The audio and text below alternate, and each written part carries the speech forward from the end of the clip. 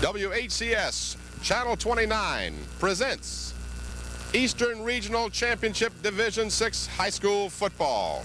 The Hampton Crabbers and the First Colonial Patriots.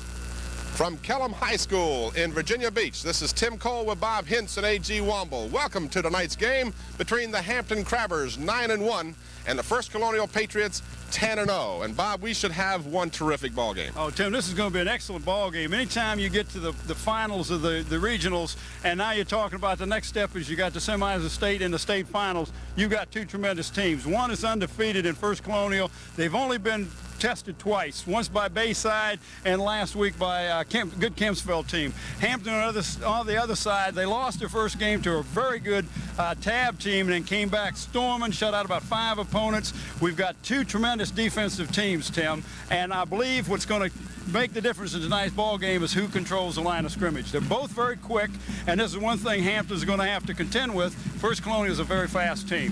First Colonial is also a very explosive team, as they averaged more than 34 points a game this season. Hampton, no slouch in that department. They averaged over 28 points a game. With that statistic, you would imagine that we'd have a high-scoring game, and we could, but the indication is that we'll have a low-scoring game because their defenses are so good. You have to wonder, is it the offense that keeps the other team off of the field, or is it the defense that gives the ball back to the offense? And I think it's more that the defense gets the ball back to the offense, Tim. They both have a good running attack. Hampton has always been known for a good running attack, but they've got an extra edge. I think the quarterback for Hampton is a head and shoulders above the quarterback over in First Colonial. And it's because they had to come with a new quarterback. When the first string quarterback got a stroke or something happened to him in the first game, they converted a running back.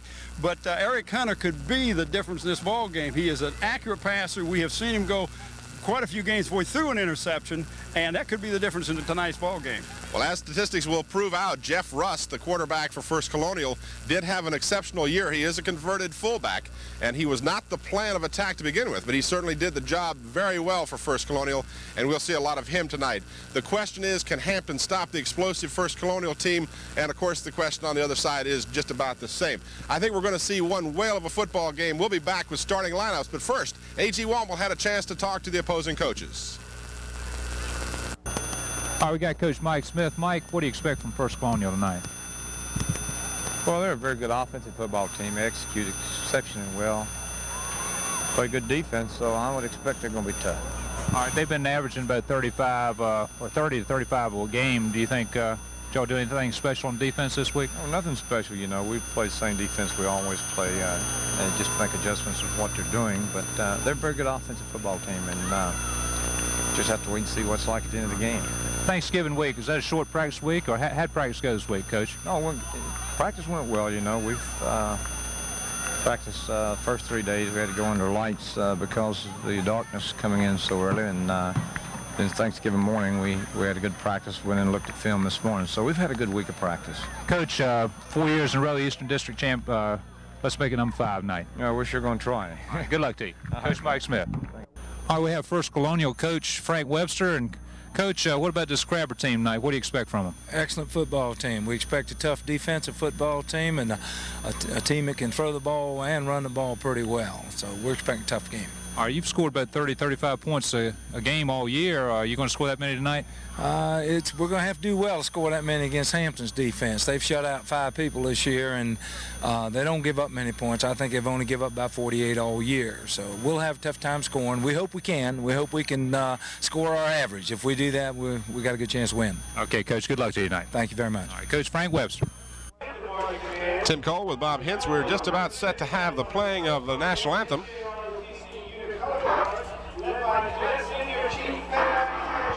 And we're going to listen to the Hampton High School Marching Band for the playing of our national anthem and the presentation of the colors. Here comes the colors coming up on about the 45-yard line.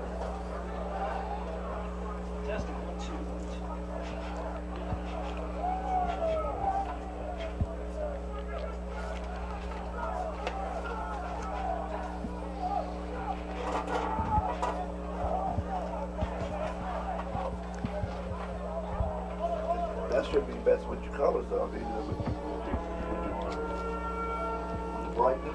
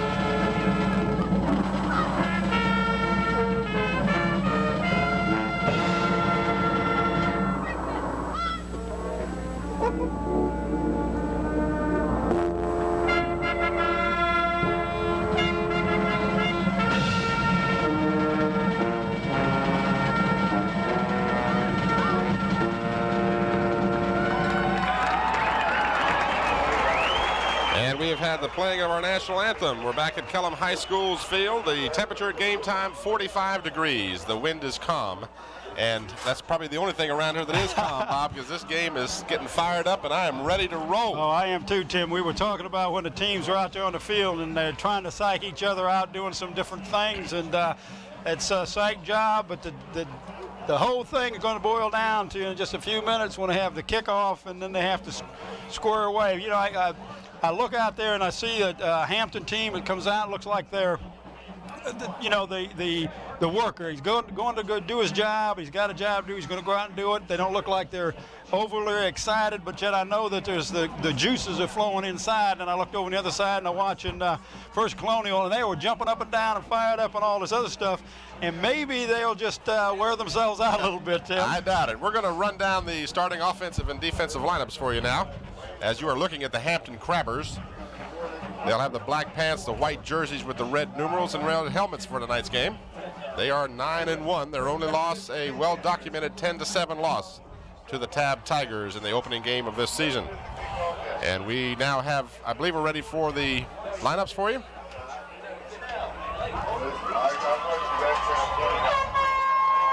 Well, that's a good shot of the coaching staff out there, Tim. They're ready to go.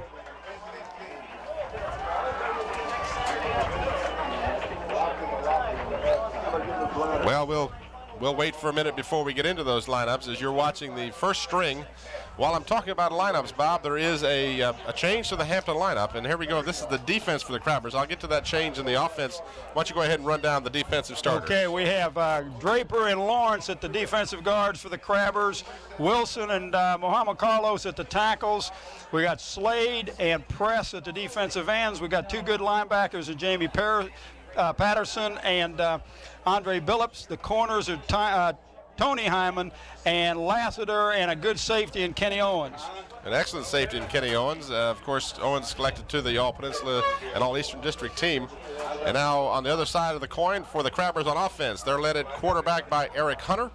The fullback is Dwayne Murphy. The starting tailback will be Todd Summers, who will be taking the place of Donovan Capehart, who is injured and will possibly see action tonight, but is highly unlikely. The flanker is Tony Hyman, one of the two excellent two-way players for the Crabbers. The ends are Aaron Monday, number 89, and Brian Gerzak. The tackles are Wilson and Mitchell. The guards are Patterson and Suber. The center is Alonzo Cherry.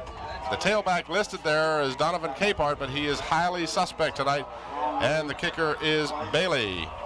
And coaching for the Hampton Crabbers, coach, of course, is Coach Mike Smith, and he's assisted by Elvis Mann, Danny Mitchell, Walter Bauer, Lanny Franklin, Woodrow Wilson, Simon Gephardt, Kenneth Gilliam, and Corey Thomas.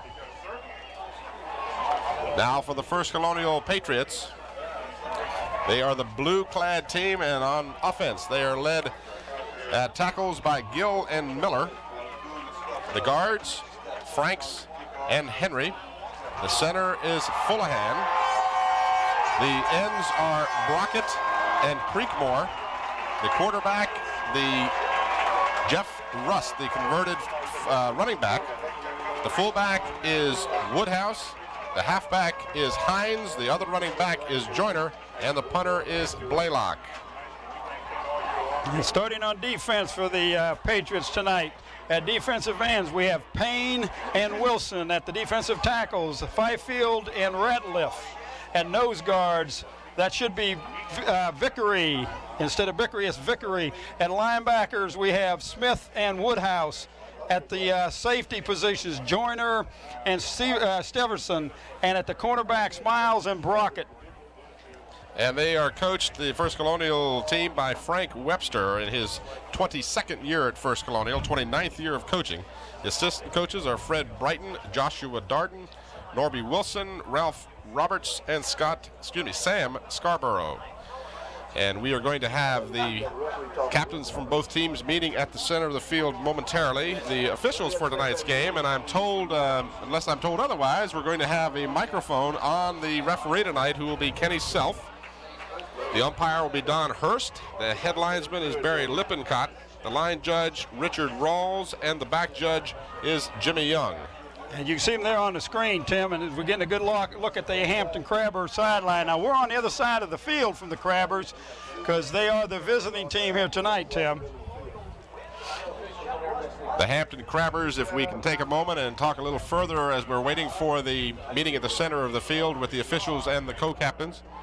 The Hampton Crabbers are 9-1. They have committed very few errors in getting to that point. They have 5 shutouts to their record. On the other side of the coin, as we mentioned in our pregame show, First Colonial is a highly potent offense. They led the district in points per game, averaging 34.9 points per game and 324 yards per game, as we see the officials and 3 members of First Colonial coming out to meet 3 Hampton members. The Hampton players are Kenny Owens, number 2, Eric Hunter, number 9, and number 75 excuse me, is James Wilson. For First Colonial, number 45 is Odell Joyner, 32 is the quarterback, Jeff Rust, and number 73 is Barney Gill, a tackle. Captain Rust and Captain Gill, please. Shake hands, please. That is our referee, Kenny Self. And you're elected to receive, and they elected to defend the goal. We're going to do it for the sake of the fans, okay? All right. You called ahead, you won the toss, you elected to receive, you elected to defend the goal. But before we start, gentlemen, I'd like to introduce the other officials for tonight's contest, starting with my left. Mr. Rawls is the line judge, Mr. Young is the back judge, Mr. Hurst is the umpire, Mr. Lippincott is the head linesman. Okay, if you will, please, would you turn your backs around to your respective goals, please? The Hampton Crabbers will receive Hampton to start. Has won the toss and will receive. Gentlemen, let's shake hands. Let's have a good football game. We thank you, Kenny Self, our referee, for the introduction of the officials and the toss of the coin. The Hampton Crabbers will receive. There is no advantage to the wind tonight because there is no wind. No wind to speak of, Tim, and the conditions, it's not so cold that it's going to affect the throwing or the handling of the football either. We got a good return man down there, number 1, Tony Hyman. We've seen him spark this Hampton offense a couple times this year on long run backs. And, of course, Hampton wants to end up with good field position, show their dominance on the line of scrimmage right from the get, and that's where the battle's going to be won. This is a team game. It is and it isn't. It's against the guys, and you're really in battle with a guy in the wrong colored jersey right across the line of scrimmage from you, Tim, and that's what's going to happen tonight. The line of scrimmage is going to be where it's won and lost. 3 men back to receive for the Crabbers. Deepest is Tony Hyman. On the far side of the field is Todd Summers. To the near side, Aaron Matthews. We're about set to go as number 62, Jeff Merklinger, has the ball teed up for the First Colonial Patriots. The winner goes on to the regionals. The loser goes home. We are set to go, and we are underway. It's a low kick, kicked away from Hyman. Aaron Matthews will field it at the 19, and he is driven out of bounds at the 28-yard line. And Tim, Aaron Matthews is the backup quarterback for the Hampton Crabbers, and he's been on the special teams all year. The Crabbers will start from their 28-yard line. Kellum Field is the site of this game. Game being played Friday night, November 25th, day after Thanksgiving. To the near side come 2 receivers, Hyman and Gerzak. To the top of your screen, Aaron Monday. A handoff up the middle goes to Todd Summers as he crosses the 30 to about the 32. Tim, he will be the workhorse tonight. He will carry the ball the majority of the time, and he's usually relieved by Capehart. But as we noted, Capehart does have a sprained foot, and the plays are going to be running between Tony Hyman and Kenny Owens are going to be bringing the plays in. And that's the first time we've seen Hampton come out, and they're really, what they're trying to do, Tim, is spread out this defense. 2nd down and 6. Again, Summers gets the call. He gets close to the 35-yard line. It'll be 3rd down and about 3 for the Crabbers. And that's what they're going to have to do, Tim, is kind of spread this defense out, because they are a good defensive team, this Colonial Patriots, First Colonial Patriots team. And you can see on the replay, we're going right up, straight up the middle, Tim. Summers picking the hole, and as you see him crossing the 35, it's 3rd down and about 3 for the Crabbers. 2 wide receivers to the left. Hunter will pass. He has time. Looks, finds a man open across the middle. He got Tony Hyman at the 45. Hyman's racing for the corner. He's going to score. Tim, what an excellent pass play. All he did is just bring Hyman on a very fast crossing pattern. I don't know what happened to the defensive coverage, but there was no defensive coverage, and he took that in, Tim, from the 30, about the 35, 36-yard line. That's a long play, and that really puts the pressure on the First Colonial. We'll look at the replay on this, Tim, as Hunter just drops right back into the pocket and finds Hyman coming right across the middle, and he is in the gap there, and I don't know what happened to the other safety man. On to try the extra point. It's a fake. It's a fake, and Aaron Matthews will score 2 points. Well, this is one thing that Hampton has had problems with, Tim, is their field goal and their extra points. So now you really put the pressure on First Colonial. If they score, do they kick the extra point, or do they have to go for 2, which they may not be ready to do? So the Crabbers have struck early. 1 minute and 26 seconds into the ball game. A 73-yard drive capped with a 64-yard pass. And here we can see it again, watch Tim. the replay. There you see Hyman. He caught the ball at the 46-yard line and was never touched from that point. The man had a shot at him there, one of the First Colonial defenders. It looks like number 84, Tim. But Hyman's just too quick for 84, Elliot Creekmore. Well, Tim, on that particular play, you ran 2 dive plays, same formation. Your 3rd and short. Looks like you're going for the same thing. What an excellent call by the coaching staff. Mike Smith is doing a good job. He is out to win this thing and just go from the get. Hampton, an explosive team throughout the season. They can beat you in the air. They can beat you on the ground. They averaged, coming into this game, 24 points per game. Not as lofty a figure as First Colonial, but then they didn't give up as many points as First Colonial. They gave up an average of only 4.5 points per game, 48 total points on the season. So the Hampton Crabbers now leading 8-0. 10:34 remains here in the first quarter. In high school ball, they play 4 12-minute quarters, just a reminder. And the kick is a low kick taken by one of the up men. And Tim, he is a big guy who's running that ball, and that gave him very good field position. That's number 45, Odell Joyner, returning the ball, and he is the starting halfback for the offense. And he is big, Tim. 6'3", 215 pounds. And the coach says that he will probably play Division I football and more likely on defense.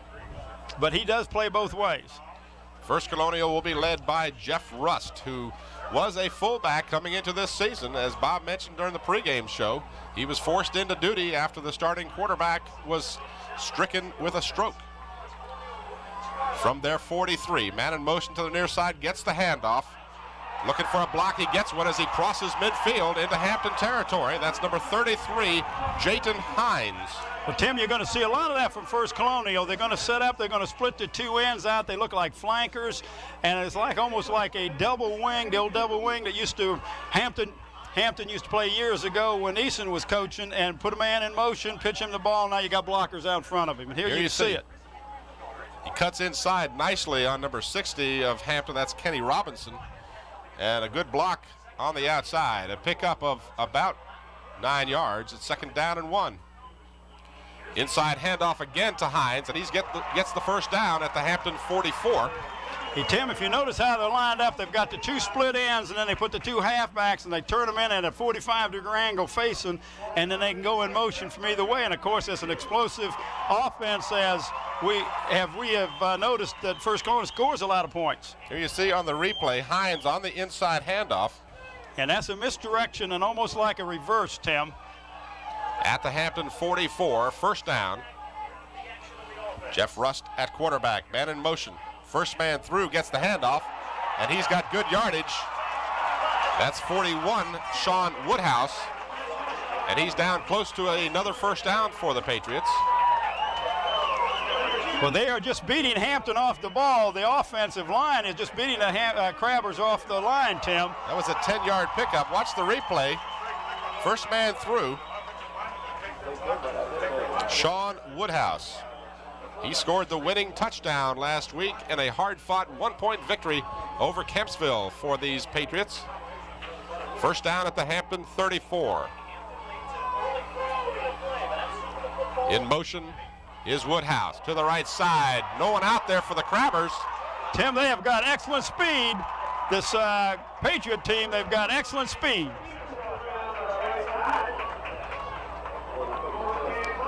So the Hampton defense now is going to have to contain those sweeps. Getting some good work here. Watch the replay. There's nobody outside of that lead blocker, number 41. And they're just letting the blockers get too close to the feet of the defensive ends and the contained man out there. They're going to have to turn that play back in where he's got some help. Carrier was Steverson. Back to pass. Russ throws. He's got a man incomplete at the end zone. And Pretty Tim, good looking pass. He was wide open, Tim. That was catchable. Very Gary catchable. Brockett, number 21, was the intended receiver. And that'll be a test that Hampton will have to withstand, because having talked to some of the folks here who have seen First Colonial this year, they said if First Colonial can pass, Hampton's going to have a lot of trouble. And that is their wide out or the split end, Tim. So he had a step on the defender, but couldn't quite hold on to the football. Second down, or rather third down. Going for the first down, and he appears to have it. That's again number 33, Jayton Hines. As he'll have the ball marked at about the 23, which will be enough for a first down.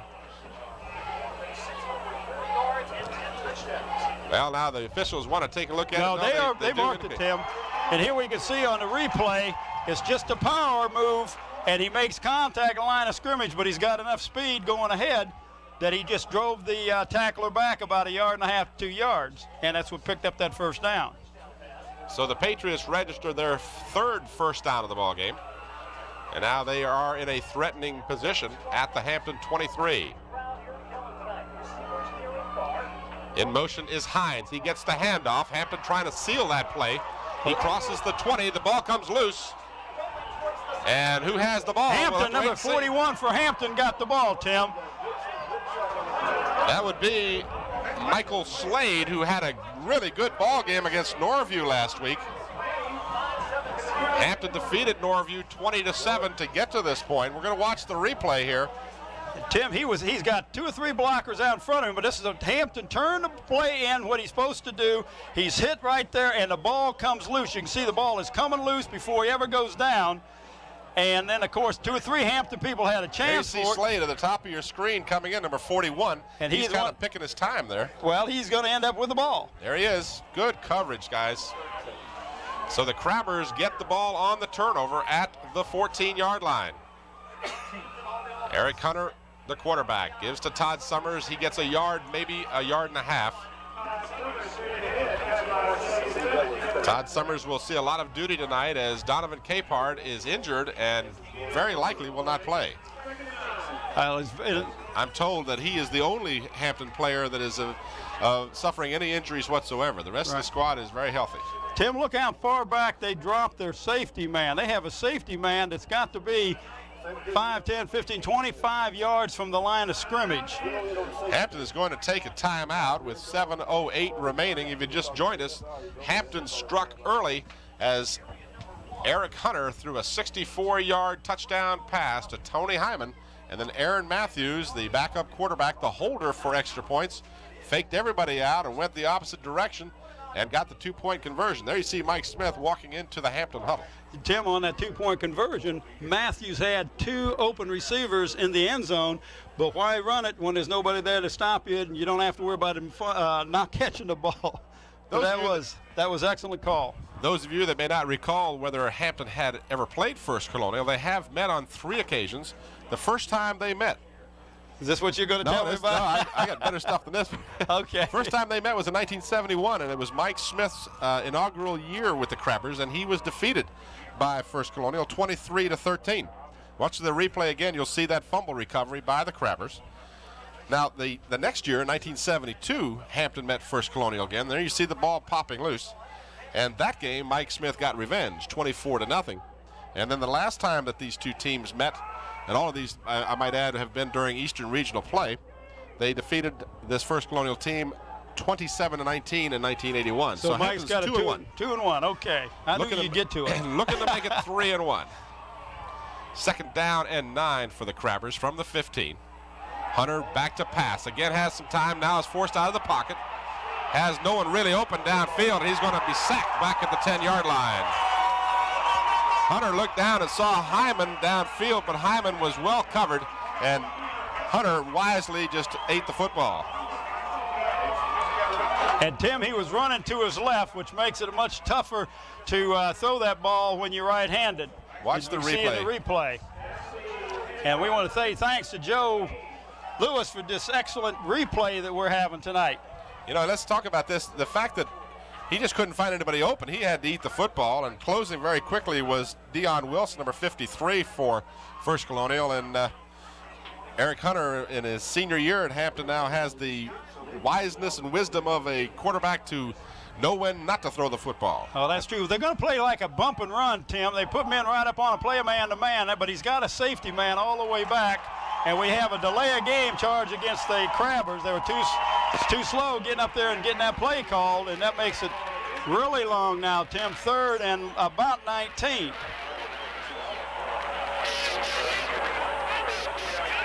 Well, you may be very faintly hearing the official, but I'm afraid his microphone, we do have a mic on him tonight, and we are not picking him up as well as we might. So now the Crabbers look at a 3rd down and 19 back at their 5-yard line. Hunter rolling and looking. Gives the ball off at the 1-yard line. And now it's a safety. A safety, as I want to have to see the replay on this one to even start to figure it out. Yeah, I lost that. That was a... But the Crabbers nonetheless have given up a safety. Now we'll watch the replay if possible. And we're also picking up some interference too. I don't know whether the fans at home can hear that or not. I don't know. That might have been the mic for the ref was on. All right, let's see if we can pick up on the replay what happened here. It's a fake. Hunter does not have the ball at this point. The ball is loose. It's jumped upon by the Crabbers, and in rather giving up a, there you see Summers, he was down in the end zone with the football. So apparently Todd Summers, if we can get one more look at that, Joe, if we possibly can. The ball wasn't in the end zone until he jumped on it. Of course, once he jumps on it, he is down. If he'd have picked the ball up, he could have run with it, Tim. And, of course, the other side of that coin is if it's recovered by First Colonial, it's 6 points instead of 2. So I guess the Crabbers can take some solace in the fact that it was a 2-point safety rather than a 6-point touchdown. Right, Tim, and now that kind of evens it up a little bit. Now First Colonial can score, kick an extra point. They don't have to go for the 2. The score now 8-2. Safety coming with about 6 minutes remaining here in the first quarter. Hampton leading 8-2. They scored on their first possession. Got the ball on a fumble recovery. If you just joined us, the Crabbers recovered a ball at their 16 and have marched backwards ever since and have given up the safety. Now the ball will be kicked on the free kick by the punter, James Bailey, from the 20-yard line. Gets an end-over-end kick. It's not particularly long. It's taken at the 44-yard line. And they have excellent field position, Tim. They're crossed into Hampton territory in the third, looks like about 38.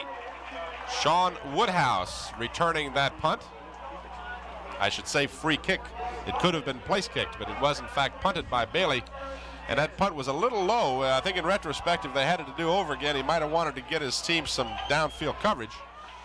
But nonetheless, First Colonial with good field position at the Crabber 39-yard line. Jeff Rust, the quarterback. In motion is Joyner. And now we've got flags down. Well, Tim, we had a First Colonial wideout number. Which number is that, 71 or 31? I believe that's 21. 21, I'm sorry. He was 3 or 4 yards downfield. He started moving right after the man in motion went, so a 5-yard penalty against him.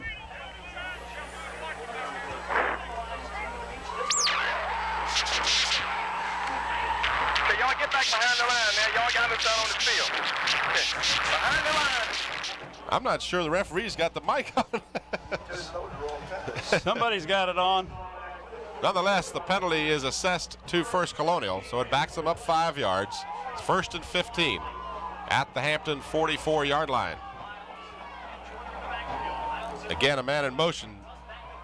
Rust wants to pass. Now he throws it in a pack. And looks like a Hampton. I believe it is. Yes. Hampton man intercepted that ball, Tim. You're absolutely right. And I can't make out his number. There's still 63, Tim. That's who it is, number 63 for the Crabbers. That's Michael Draper. He was throwing that ball, and he was hit as he was throwing it, Tim, and it went right to the Crab. What a break. That's 2 turnovers for the Crabbers. Now they've got to take advantage of these turnovers. Now watch here, the ball just kind of, he pumps once and then he lets a little floater go, and it's right into the hands of Draper. I'd like to see with the Crabber that hit him, because whoever hit the quarterback is the one that freed that ball up. So 2 turnovers now. The Crabbers have it again. They drive into First Colonial territory at about the 48-yard line. That is Todd Summers carrying for the Crabbers. So a pickup of about 3 for the Crabbers. They get their second break of the ball game, and we're still 4:47 away from the conclusion of the first quarter. So and First Colonial didn't get 10-1 by giving the ball up like this. No, they sure didn't, Tim, but that was a good defensive play by the Crabbers. They put a lot of pressure on the quarterback. The man he wanted to throw the ball to was covered like a blanket out here by Hyman. And, of course, he had a big man jumping up in his face, too.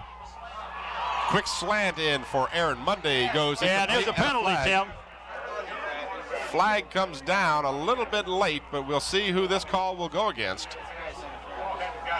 Might have been holding, might have been it's got to be against the defense, Tim. He was. That's the call, and of course high school ball, it's 15 yards from the line of scrimmage. So Hampton will be benefited by a penalty here, and we'll watch on the replay. And this is just a quick look into Monday. Takes 2 steps back, and you can see he's been hit by number 42 before he ever got a chance to go for the ball, Tim. And that number 42, that was Pete Miles, the Colonial defender.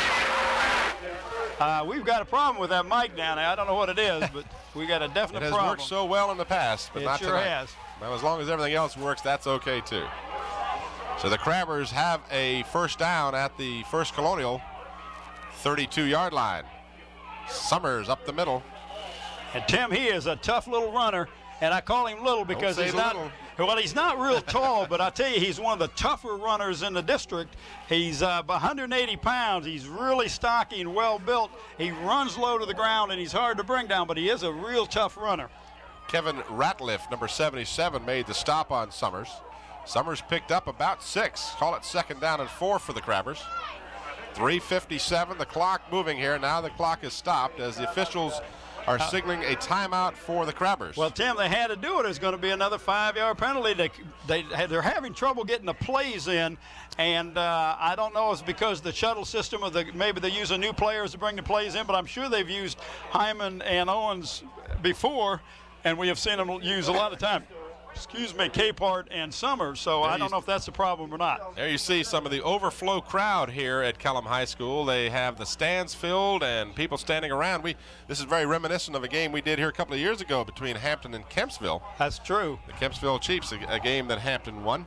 Hampton is 10-1 against beached district opponents. That only loss being that 1971 loss. Now, I told you, we're going to watch the replay of the interception, the last interception, the one that was made by the Crabbers on Michael Draper. Watch this defensive man for the Hampton Crabbers, Tim.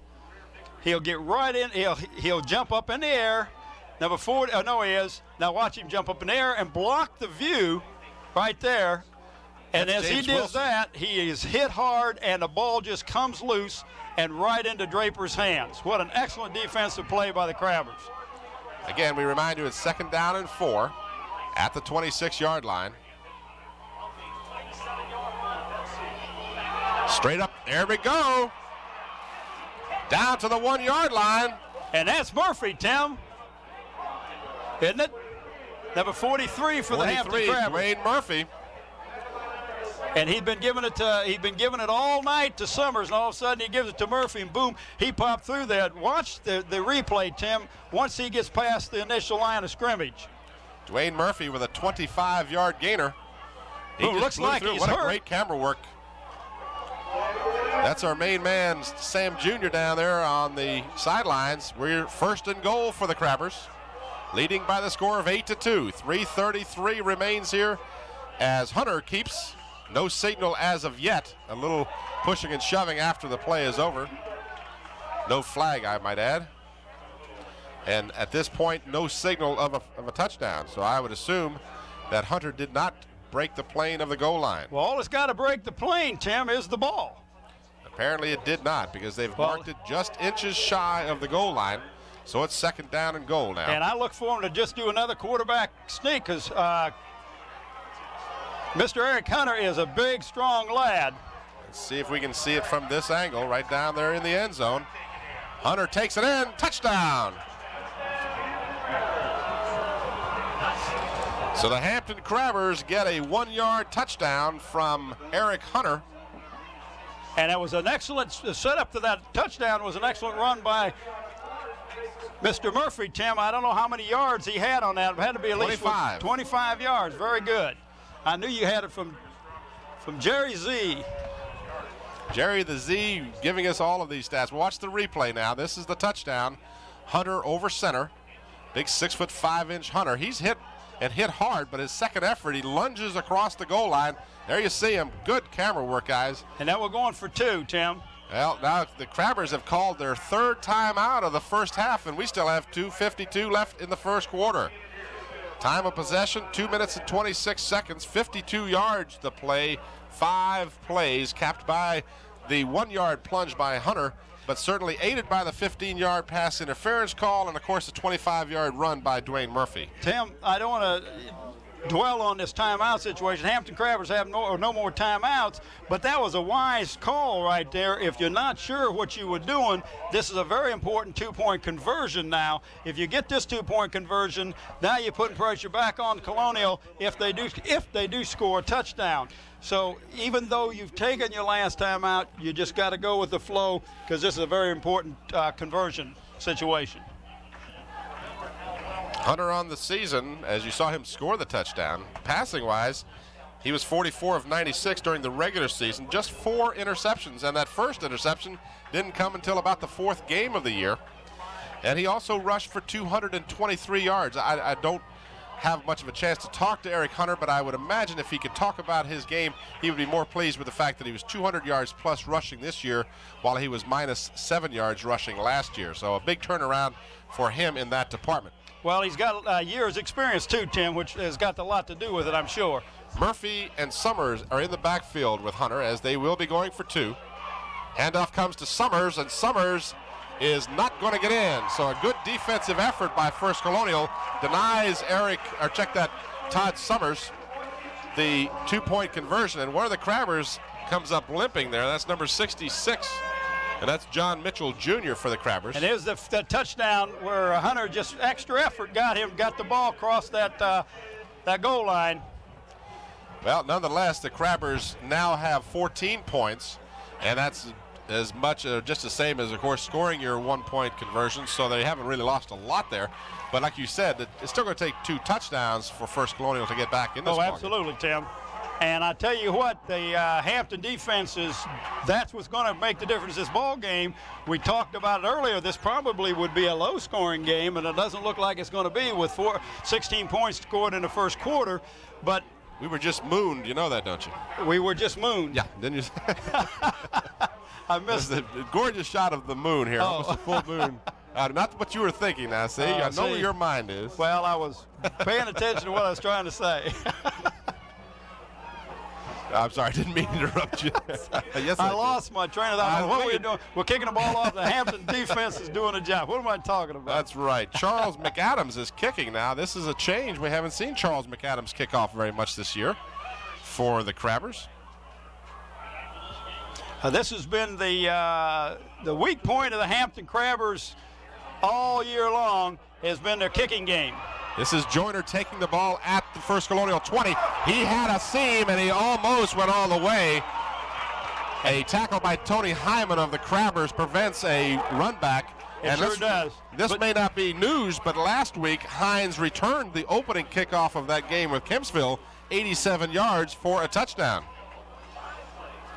We're going to watch the play now that set up the touchdown. And number 45 is for Joyner, First Colonial. He's limping coming off the field, Tim. Here's a replay of the big run by Dwayne Murphy that set up that touchdown as he got down to the 1-yard line. Back to the live action.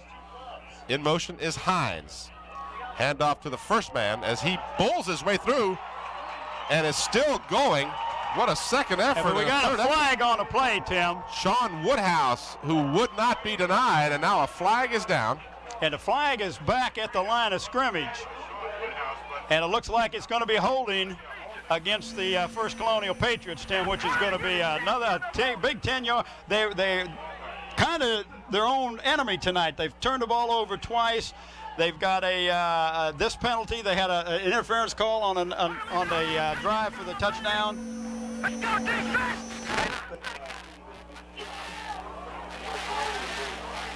And now what we're going to see is a 20-yard swing. You lose the 10 you picked up, and you have the 10 assessment. So First Colonial will lose 20 yards on this play. Tim, I just got some word from our producer, Sam Still, is picking up some stuff for us. First Colonial is the most penalized team in the Beach District this year. So this is not unusual for them.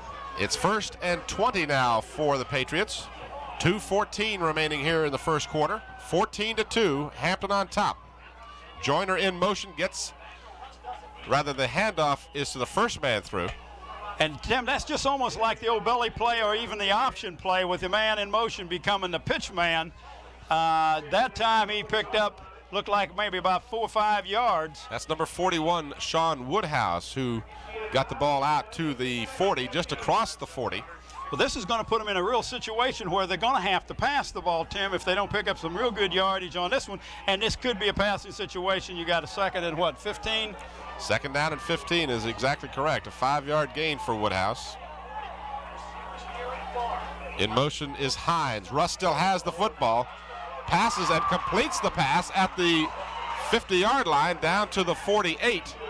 And that will be short of a first down, however. They need to get to the 44-yard line for the first down. So it'll be 3rd down and about 4. And that was an excellent call, Tim. But that was a fake. You'll notice there's a fake into the middle. It looks like it's going to be the fullback, and then he drops back, takes 3 or 4 steps back, turns and hits his wideout. That wideout is Gary Brockett, who caught a touchdown pass of 9 yards last week for the Patriots. Joyner goes in motion. Russ still has the ball, rolling and wants to pass. Gets some pressure, and he's going to be sacked. And that's a big play defensively by the Hampton Crabbers, Tim. I can't see the who is that, number 75? Is that James Wilson? James Wilson, number 75. And he was called all-world by the coach of the team they played last week. The Norview Pilots, of course, tasting defeat by Hampton 20-7. Now watch the replay. You'll see Rust fakes very well on the play action, but he doesn't fake out Mr. Wilson. Watch James Wilson fight off the block and then take Rust down for the big sack. Back at the 31-yard line is Blaylock to punt for the Patriots.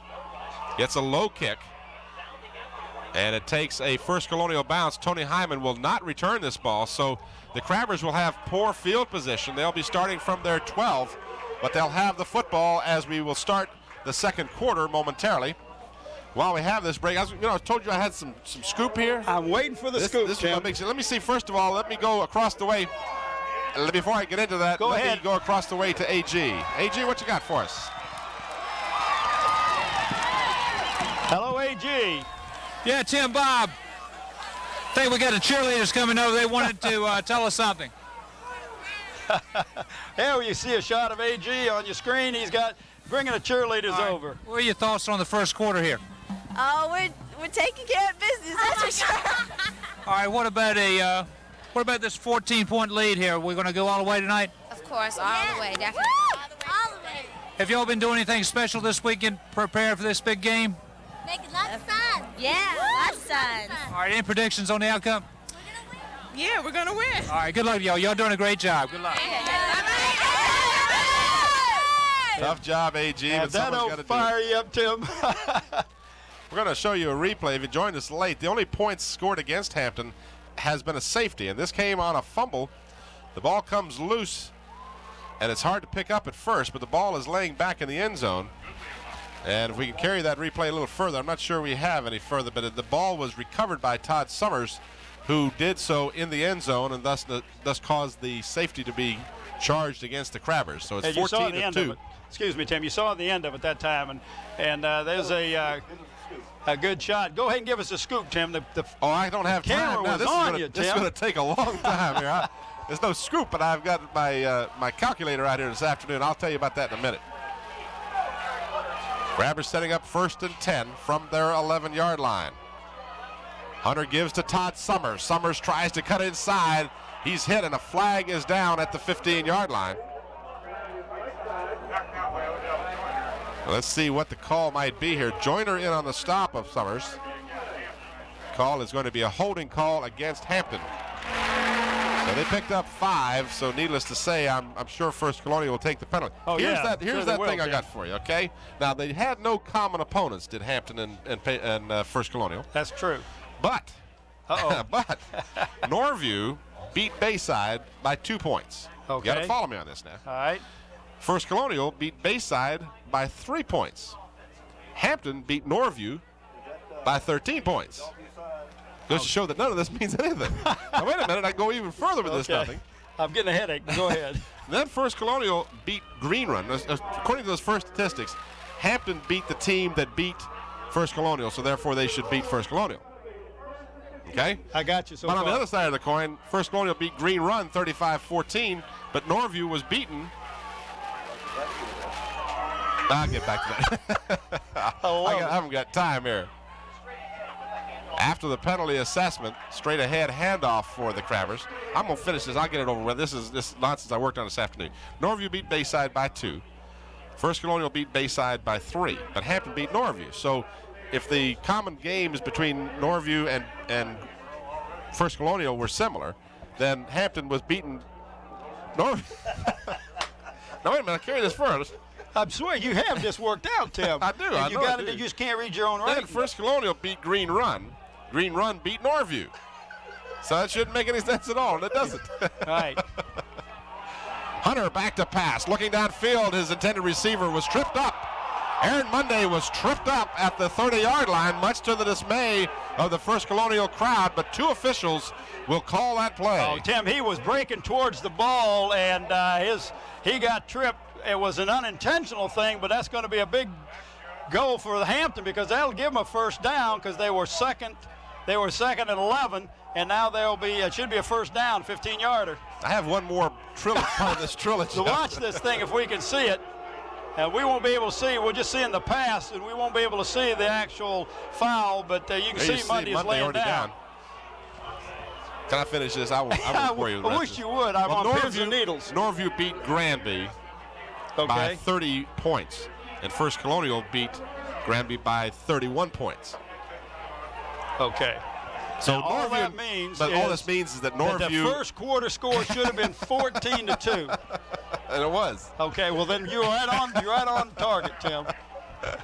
You don't know, I spent hours on this stuff. I love it. 11 minutes to go in the first half. Hampton leading by 12, and they've got a first down. Todd Summers. He's trying to steal all of Jerry's statistics away from him. Jerry, give him a hand. There you go, calculator. The fans cannot appreciate all the work and sweat and toil. He wore out 3 batteries and his calculator getting this worked out, and that's hard to do because he's got one of these calculators that work from light. What really worries me is I don't understand this either. Pickup of 3 yards for the Crabbers. Back to a more serious nature here. 10:25 left in the first half. 2nd down and 7 for the Crabbers. Hunter back to pass. Little flare pass, almost intercepted. And it's going to be ruled a lateral, and Hampton recovers. And that was James Wilson, Mr. Do-It-All for the Crabbers, who recovered that loose ball. And he brought it back to the line of scrimmage, Tim. It would have been about a 3 or 4 yard loss on that. And it could have been worse. It surely could have. There you see Mike Smith as he is discussing the play with number 8, and that would be Leonard Lassiter. And also the play coming in with number 64 is Jamie Patterson. Here's the replay. Now the pass has already been thrown. That ball is loose. There you see just through that maze of players, James Wilson, 75, picks the ball up and gets back to the original line of scrimmage. And that so was they end up losing 4. Excuse me, Tim. That was number 64, Jamie Patterson, bringing the play in for the Crabbers. He's one of the guards. 3rd down and 10 for the Crabbers at the 25. Hunter has time. Now looks and will run. He's got some running room. And a good open field tackle at the 30-yard line. Tim, he should have just kept running. He would have made his first down, I believe. But that was very smart defensive play and a good open field tackle by the First Colonial. That's Sean Woodhouse, one of the two-way players for First Colonial. We'll watch the replay. It looks like, excuse me, Tim, it looks like when he breaks through, he can pick up the first down. We see Hunter has time here, but has no one open. And now he decides to step up and gets a little running room. Back to the live action as the punt is underway. Good punt. Drives the First Colonial receiver back to the 33-yard line, and then he is creamed, Kenny Owens among others, at the 42. And that is number 33, Jayton Hines, who is lethal when he receives punts and kickoffs. So this time Hampton contains him at the 43. 14-2. If you just joined us, I'm Tim Cole with Bob Hintz and A.G. Womble and Jerry the Z Zumplis, our statistician from Kellum High School in Virginia Beach. You're watching the Division VI Eastern Regional Championships. First Colonial 10-0. The Hampton Crabbers 9-1. Rated number 2 in the state behind EC Glass coming into this game. Inside fumble. It is another fumble, Tim. Joyner. And it looks like Hampton got it again. You're absolutely right. Hampton's got it. So the 3rd turnover of the first half. Penalties and turnovers have been the downfall. There you see the Crabber who came up with it is number 65. At least he had the ball as he came out. Mohamed Carlos. Yes, sir. Tim, I tell you, the handoff was just not a good handoff. As you'll see here, it's an inside, and he never got the ball. The ball comes scooting through. He was reaching for it rather than letting the quarterback put the ball in his gut, and Mohamed Carlos came up with the free ball. Hampton again needs to convert on this turnover. 2 fumbles and an interception. Hunter again gets pressure. He's got a lot of running room. The big 6'5" senior is taken down at the 24-yard line. A big first down for the Crabbers. And Tim, that was just like a quarterback draw. I don't know if it was called, it was a design call or not, but he picked up a lot of yardage once he got through that initial line of scrimmage. He did what he could have possibly done the last time, the similar situation. We'll watch the replay. Ball is marked at the 25-yard line. Hunter steps up in the pocket. Then he has no one between him and the 20-yard line.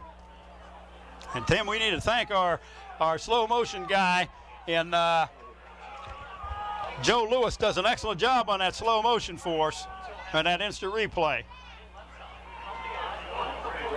This is Murphy as he refuses to be taken down. He's inside the 20 at about the 17-yard line. Dwayne Murphy dragging a couple of would-be tacklers with him. Tim, if he had not run into his own man blocking downfield, he would have got into the end zone that time or got a whole lot closer than he did. He just bolted through that line of scrimmage. And look at it on this replay, Tim. And look at him pop right through, and then he runs into a blocker, and he had to spin off to the left, and then it took forever to bring him down. This is Todd Summers across the 15. And that was a late hit, Tim. That was a late hit. There was no doubt about it. He was down when number 42 came down hitting on him. And this was going to be a major penalty, and it'll be half the distance to the goal line, which will bring the ball, looks like, to about the 6 or 7 yard line, if I'm not mistaken. So another costly penalty being charged to First Colonial. They have been their own worst enemy here in the first half. 3 turnovers and crucial pass interference and unnecessary roughness calls have led to their demise so far. Of course, this game is long from over. Kenny Self, our referee, his mic's not working as well as it might.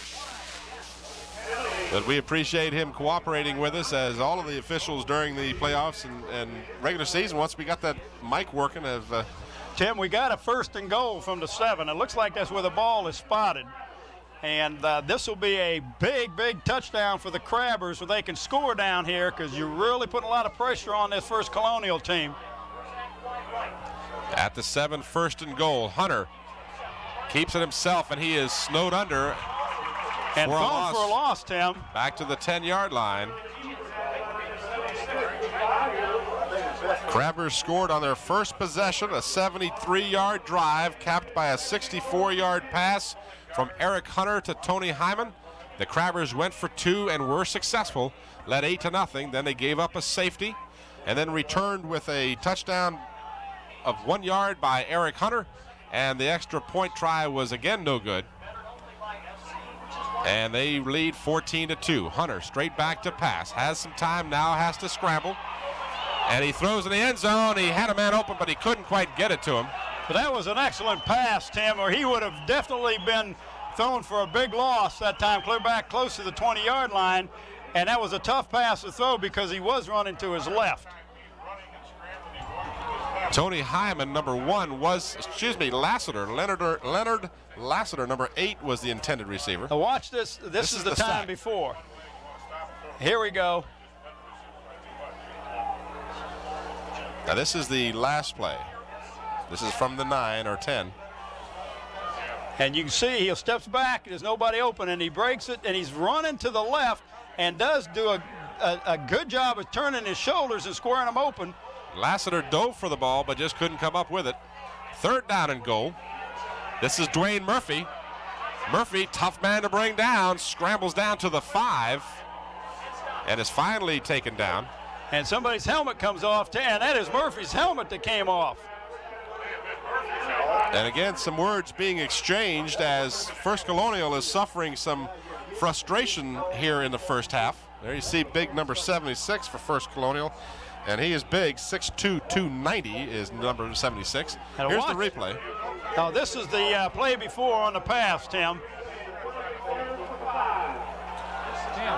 Well, it's 4th and goal just inside the 5. Now the Crabbers have no timeouts, so they're going to be called for a delay of the game here momentarily, and that's going to make this field goal attempt that much more difficult. And Dean Gregory, number 12, will try the field goal. They're going to be hard pressed to get this off. In fact, I'm amazed they haven't been called for it already. Dean Gregory from a 23-yard field goal attempt. And Tim, that is good. And Dean Gregory puts 3 on the board. Oh man, now that's a 17-2. Now you really put the pressure on them. They got to score 2 points on a conversion at least one time.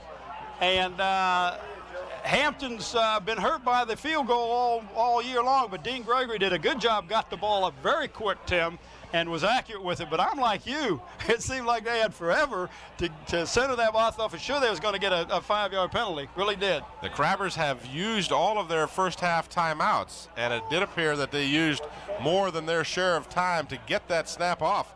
But they were not called for the delay of game. Of course, the officials are down there with their clocks, and it may have just seemed like it does. Excuse me. The ball was centered at and kicked from the, well, I'm not sure what the point of kick from on the field goal was. Maybe Jerry the Z saw that better than we did. I think it was on the, it was about the 12, so let's call it a 22. We had 22. They were the ball was on the 5, and you go back 7 yards, and then you add 10 in the end zone. You got all that? I got all that. I got some other scoring things to tell you about here. Channel 29 WHCS TV.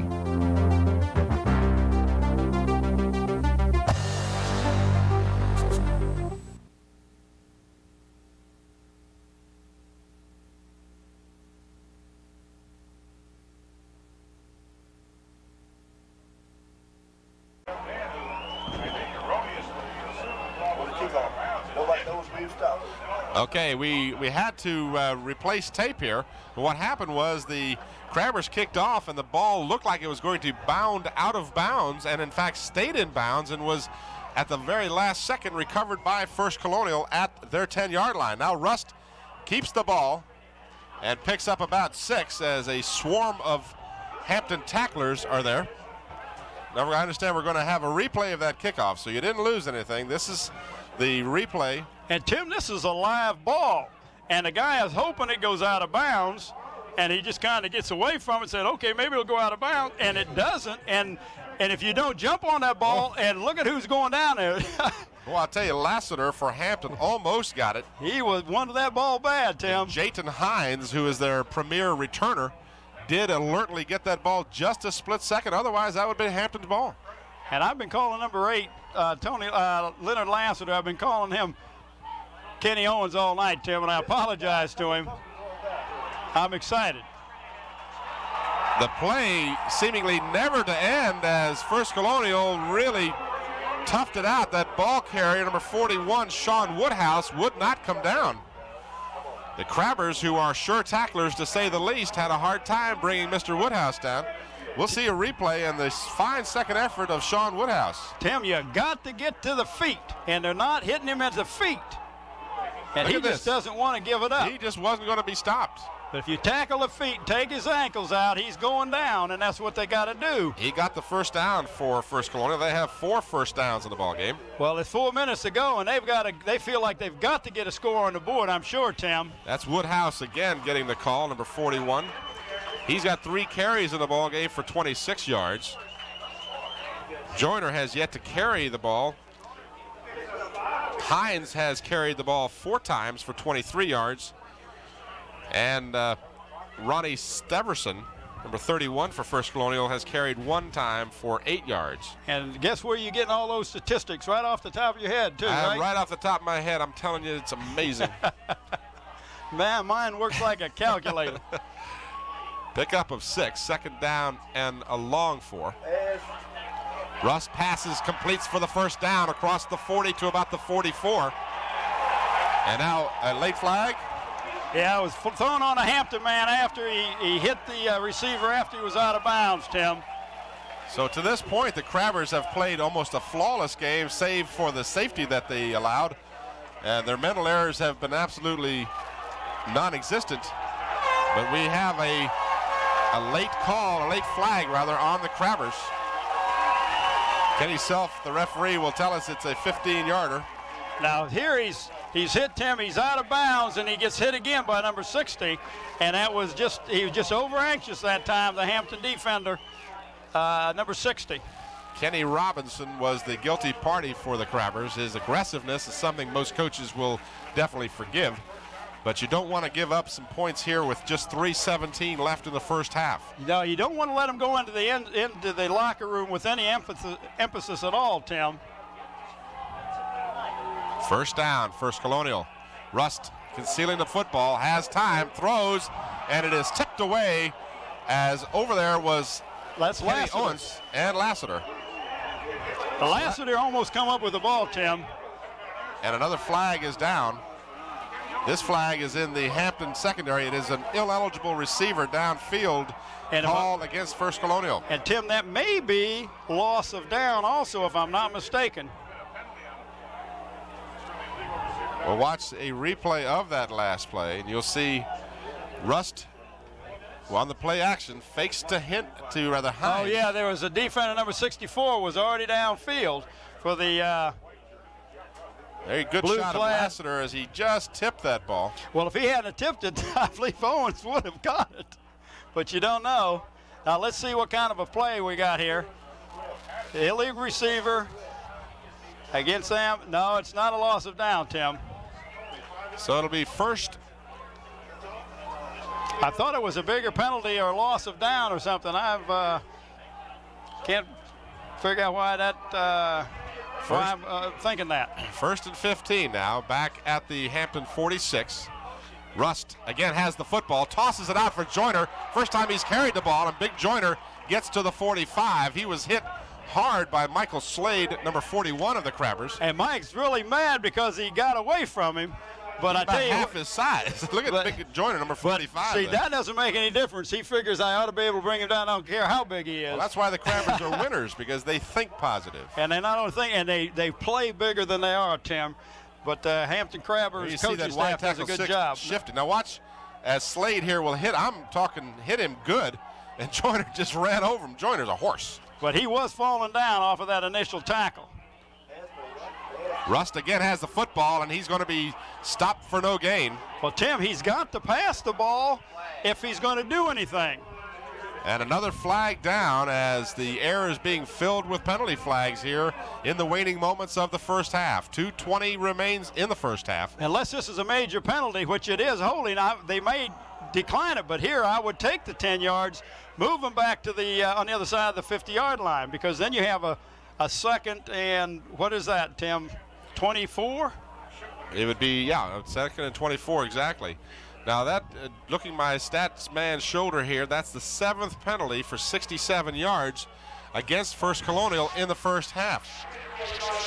It'll be second down. You heard the call, or you might have been able to hear the call from Kenny Self, the referee. The assessment back to the 45-yard line of First Colonial. So they are 55 yards away from the end zone. And Tim, we've got just about 2 minutes to go in the game, or in the first half. Rust hit his own man, and the ball pops loose. And Hampton says they've got it, but we'll wait and see now. Yeah, no, Kenny Self says the Hampton Crabbers got That's it. James Wilson, if he's got it, that'd be his second fumble recovery. And I tell you, the biggest plays out there have been made when Hampton is aggressive defense. I don't know if it's causing miscommunication in the backfield, the timing's off of what, but they're just losing the ball, and Hampton's taking advantage of it, Tim. That was a simple case of Rust running into his running back. The ball was knocked out of his hands. But see, that's something that shouldn't happen. Absolutely not at this point in the season. Not in the 11th game of your season, and not when you're 10-0. Hunter wants to pass. He gets it away, and it's caught at the 29-yard line. This is Tony Hyman. Wide open, Tim. #1 receiver in the Peninsula District this season. Hyman showing why he was as he comes up with that big grab at the 29-yard line. Tony Hyman coming into this game.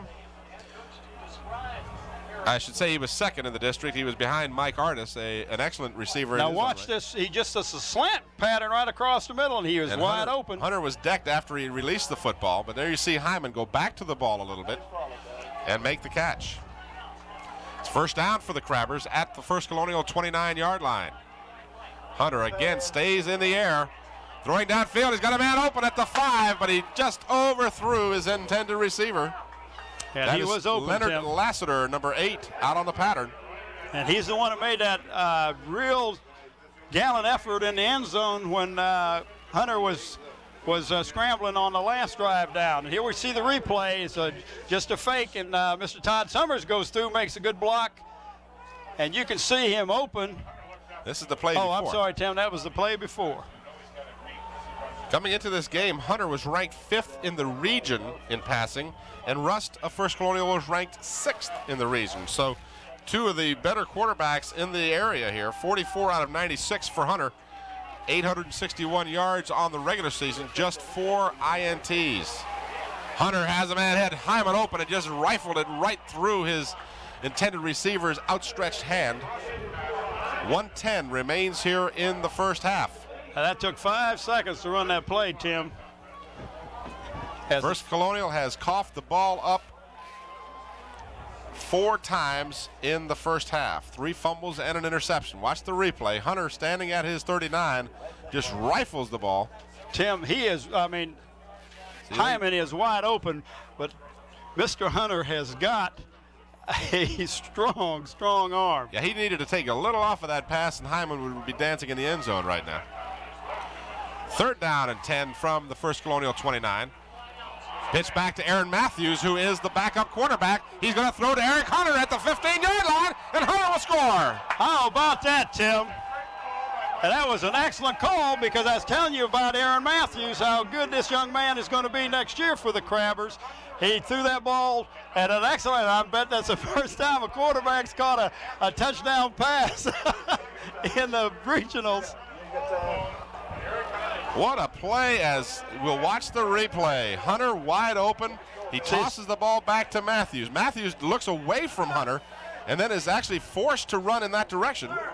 Throws downfield, and Hunter is wide open at the 15-yard line. The big-legged quarterback just was not going to be denied, Tim. Was not going to be denied. He gallops into the end zone. Eric Hunter scoring his second touchdown of this ball game. Dean Gregory on to try the extra point. The kick is long enough, and the kick is good. We got 24-2, Tim, and I tell you what, with 1:01 to go in the first half, the Hampton Crabbers have sure let the people in the beach and this side of the water know what a tough team can do, because all of these have been set up, just about all the points have been set up on turnovers, Tim. All but the opening kickoff. All of the points by the Crabbers have been scored by the team after they recovered either a fumble or made an interception. 1:01 remains, as Dr. Stills is wired here and trying to help someone in the booth here, almost dragged the whole monitor system with him. Well, you about took everything there, Dr. Sam. 1:01 remaining. I don't think anyone here imagined that Hampton would have a 22-point lead at halftime. I just don't think that was the case at all.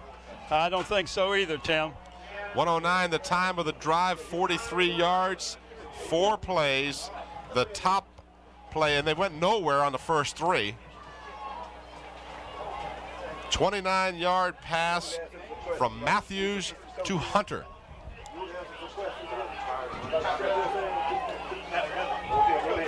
And again, kicking off for the Crabbers will be Charles McAdams, number 30.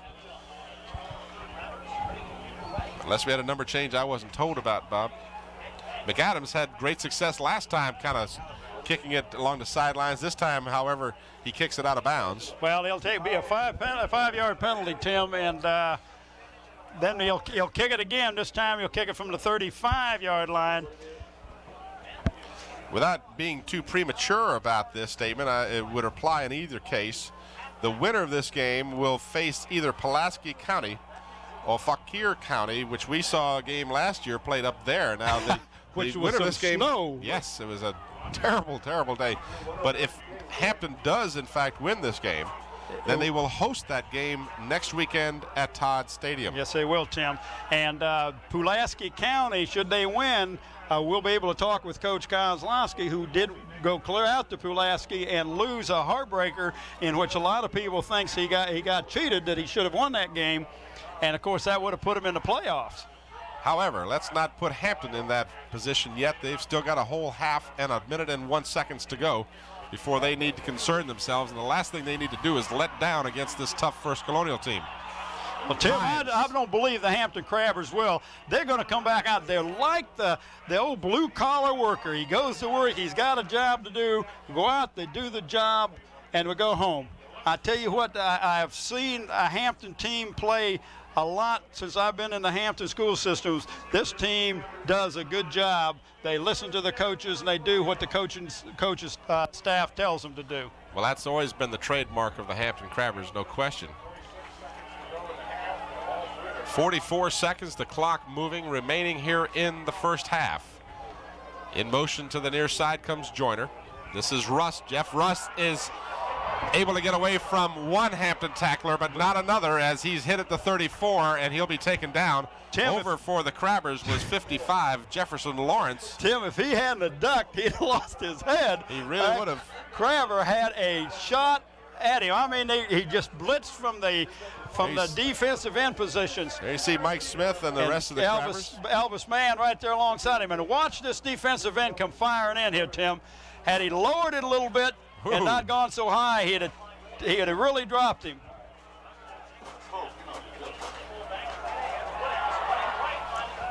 This is Woodhouse, number 41, carrying for First Colonial.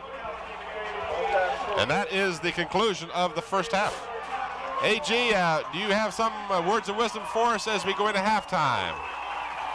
What do you got over there, AG? We got a Hampton Crabber being carried off the field while we wait for AG. That is John Mitchell Jr., number 66, who is being carried by a couple of teammates. AG, are you anywhere nearby? AG is... Yeah, AG's got somebody over on the far side, Tim. I can see him. Come on in, AG. Who do you got? Yeah, Tim, Bob, we got Robbie Robertson, who's not a stranger to state championships himself with the Crabbers. Robbie, your thoughts on the first half? Well, I think they played a very hard-hitting first half, and if they come out doing this some more, I think they're going to win by a big margin. Coach Smith goes up at halftime ahead by 22 points. What does he usually tell the players? He just tell them, don't play to keep from losing, but play to win. If they go out there and keep the play from losing, it's going to cause them some trouble. But they go out there and play their game, keep what they're doing. Has this team compared to one that you were with that went all the way? Well, it's hard to say, because each team is different. But I like this team a lot, and my team that was on there, it was pretty hard. We practiced really hard, and we had a lot of fun out there. Can this team do it, you think? Yeah, I think they can. Okay, Robbie, you're at third year at Wingate. I understand you're having a good year out there. Yes, sir, I am. All right. Robbie Robinson, former Crabber. Thank you, Robbie. Tim, we had a lot of excitement watching Robbie Robinson run the ball about 3 years ago for the Hampton Crabbers. AG, we thank you for those words, and we'll go into our halftime break here.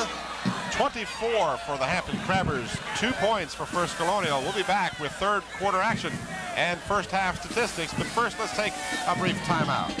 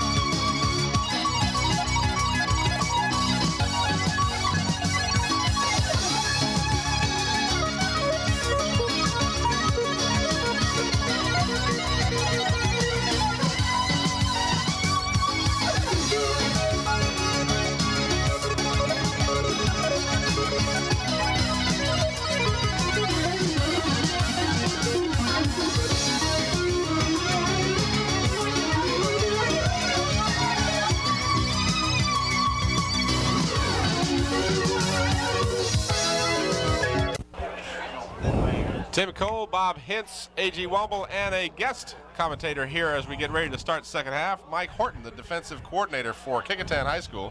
Mike, a pleasure to have you with us. Glad to be here. Mike, you were telling us a little bit about some of the adjustments that the Hampton Crabbers have made for this game to defense against this highly potent First Colonial team. What were you talking about here? Well, I was talking more about their offensive game plan and some of the things Mike had done. And, Mike just does a tremendous job year in and year out and in his preparation. And I had the opportunity to see First Colonial on film and saw their bump and run man coverage out of their 50. Plus they play that free safety, 30 yards deep. And Mike has just gone in there and done things to take advantage of what First Colonial's given them. And he's running that post pattern and with Hyman in the middle and getting him open deep. Getting him deep, and it's been a big play for him. He's been open every time, and they could have completed that play many times.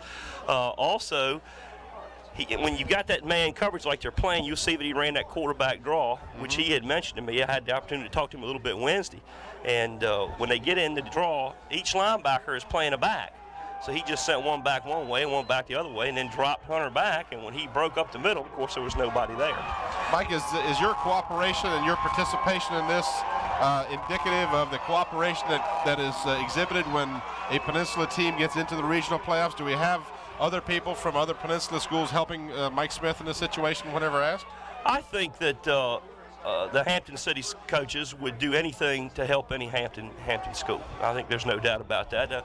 There's a good camaraderie there, and of course we would like to see any school from Hampton, win it. There's no doubt about that. I think Mike would help us any way he could if we were in it, and we would try to help him any way we could. Just a moment for you to talk about your team, Kecoughtan. How did you assess their production and so forth this season? They obviously didn't do as well as they had hoped to, but they still had a pretty good year. They came on strong. Yeah, we had a lot of young kids, and of course we anticipated doing better. We thought when we started the season, if we could get out to a good start, that we could be a contender, and we had a few mental letdowns and ended up 1-3 real quick, and then came back and turned it around, and of course upset Norview and upset Phoebus, and then had a down game against Warwick and lost to them. So I don't know. We're looking forward to next year. We're going to return 16, 17 starters. So. All right, we're going to show the safety that occurred earlier. It was a little difficult for us to pick up exactly what happened. You might have been able to see it better than we. I couldn't. It happened. I was down here on the almost in the end zone. It happened on the other end of the field. We're going to see is Hunter will roll to his right, and he'll hand off. But I don't believe the ball ever is. The ball is loose right now. He never did hand the ball off. The ball is loose, and it's being kicked back towards. That is a design play. That is a design play. I've seen him run that before. He was going to hand that ball off. It looked like to me. Did you see it? It was real hard to see because it didn't work out real well. The First Colonial team is back on the field. We'll run down the statistics for you. Mike Horton has been joining us here at the conclusion of our halftime and the start. There you see our stats. The Patriots 5 first downs, Crabbers 9, rushing 10-yard difference for the Crabbers.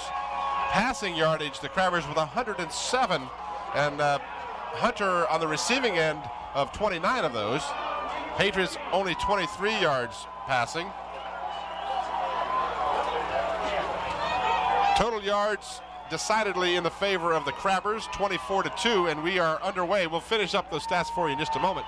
Second half kickoff is taken by Joyner at the 30-yard line. He gets out to the 42, and that's where First Colonial will start. Big Odell Joyner. There you see the total yards. Passing attempts, 3 out of 6 for the Crabbers, 2 of 4 for the Patriots. 1 interception, that by the Crabbers. And the Crabbers on the receiving end of 3 fumbles. James Wilson of the Hampton Crabbers credited with 2 of those fumble recoveries. And the penalties have definitely hurt the Patriots.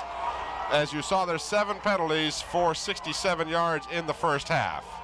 Jeff Rust is the quarterback. Gives to Woodhouse, number 41. And a flag goes down at the conclusion of that play. We may see a face mask call against the Crabbers. And that is the call.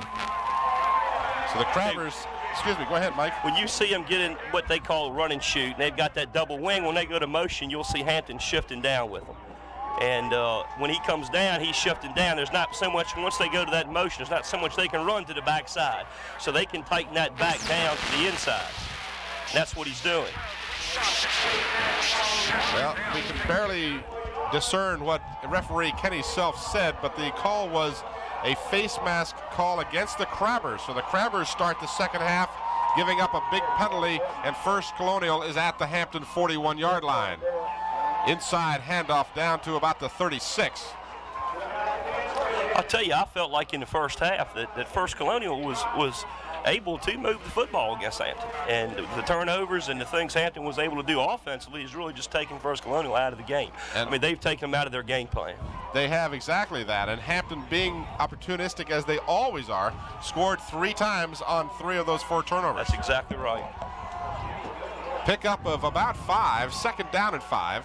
Joyner comes in motion and gets the handoff. As he tries to turn the corner, he's wrestled down at the 34-yard line. It'll be third down and about 3.5, almost 4 for the first down and for the Patriots. They had 5 first downs during the first half.